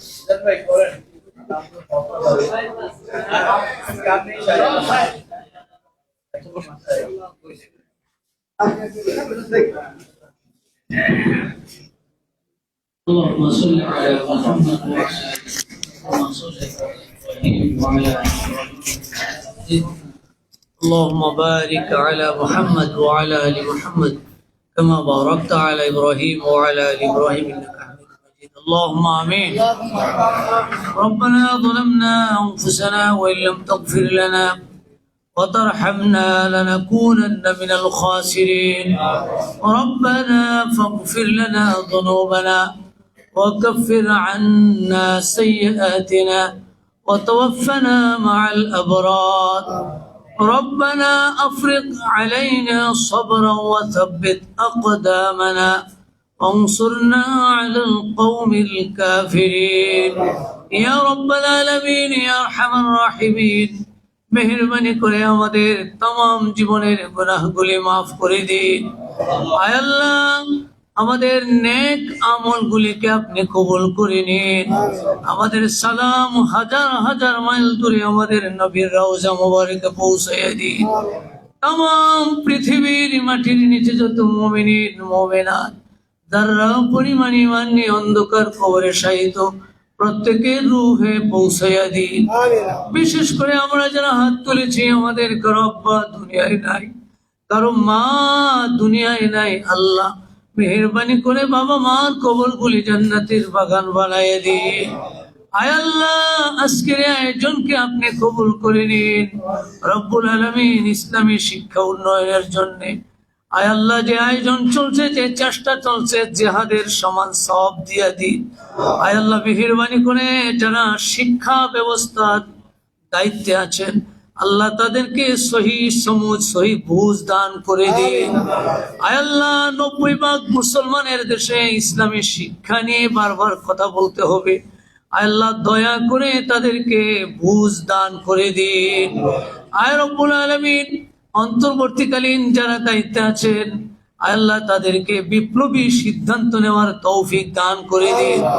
সকল ষড়যন্ত্রের আয় আল্লাহ ষড়যন্ত্রের মোকাবেলা করে ইসলামী শিক্ষা উন্নয়নে কাজ করার তৌফিক দিন। আয় আল্লাহ, দয়া করে ইবতেদায়ী শিক্ষকদের জন্য আপনি সঠিক ব্যবস্থা দান করে দিন। আয় আল্লাহ, যেখানে কোরআন সুন্নাহর বীজ অঙ্কুরিত হবে, আয় আল্লাহ, সেই ইবতেদায়ীকে আল্লাহ আপনি মেহেরবানি করে সমৃদ্ধ সচ্ছল করার জন্য যথাযথ ব্যবস্থা গ্রহণ করার তৌফিক দিন। আয় আল্লাহ, আজকের আয়োজনকে সাদাকায়ে জারি হিসাবে কবুল করে নিন। যারা কথা রাখলেন, বিজ্ঞজন গুণীজন, আল্লাহ তাদের হায়াতে তৈয়বা দান করে দিন। ইসলামী শিক্ষা উন্নয়নের কর্ণধার যারা আছেন, আল্লাহ বিশেষ করে সভাপতি মহোদয় রব্বুল আলামিন আজকের অনুষ্ঠানের যিনি প্রধান আলোচনা পেশ করলেন, সকল এর আলোচনাগুলি আল্লাহ আপনি বাস্তবায়ন করার তৌফিক দান করে দিন। ওয়া সাল্লাল্লাহু তাআলা আলা খায়র খালকিহি মুহাম্মাদি ওয়া আলিহি ওয়া আসহাবিহি আজমাইন। আয় আল্লাহ, দয়া করে আমাদের প্রিয় দেশকে দ্বীনের জন্য কবুল করে নিন।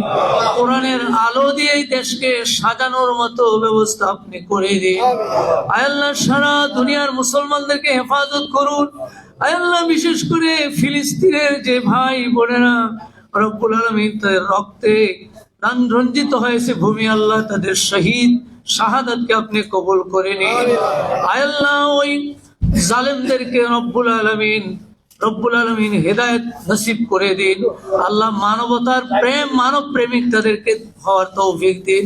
আয় আল্লাহ, যারা রব্বুল আলামিন যারা জিহাদে শরীক হয়েছে, আল্লাহ তাদের কুওয়াত হিম্মত আপনি বাড়ায় দিন। রব্বুল আলামিন ভারতের মুসলমানদেরকে আপনি মেহেরবানি করে হেফাজত করে নিন। আয় আল্লাহ, আমাদের প্রিয় ঠিকানা, প্রিয় দেশকে বিদেশি আগ্রাসন থেকে আপনি রক্ষা করে দিন। আমরা দিন নিয়ে, ঈমান নিয়ে নিরাপদে বসবাস করতে পারি তৌফিক দান করে দিন। সুবহান রাব্বিকা রাব্বিল ইজ্জাতি আম্মা ইয়াসিফুন ওয়া সালামুন আলাল মুরসালিন। শেষ নিঃশ্বাস যেদিন বের হয়ে যাবে, নিঃশ্বাস আর ফিরে আসবে না, সেই অন্তিম সময়ে আমাদের সবার দিলেও জবানে জারি করে দিন, লা ইলাহা ইল্লাল্লাহু মুহাম্মাদুর রাসূলুল্লাহ। আসসালামু আলাইকুম। সম্মানিত মেহমান সহ আমার উপস্থিত শিক্ষক ভাইরা সহ যারা আছেন, একটু 5 মিনিট অপেক্ষা করতে হবে। সকলের জন্য ইনশাআল্লাহ আমরা একটা খাবার ব্যবস্থা করেছি।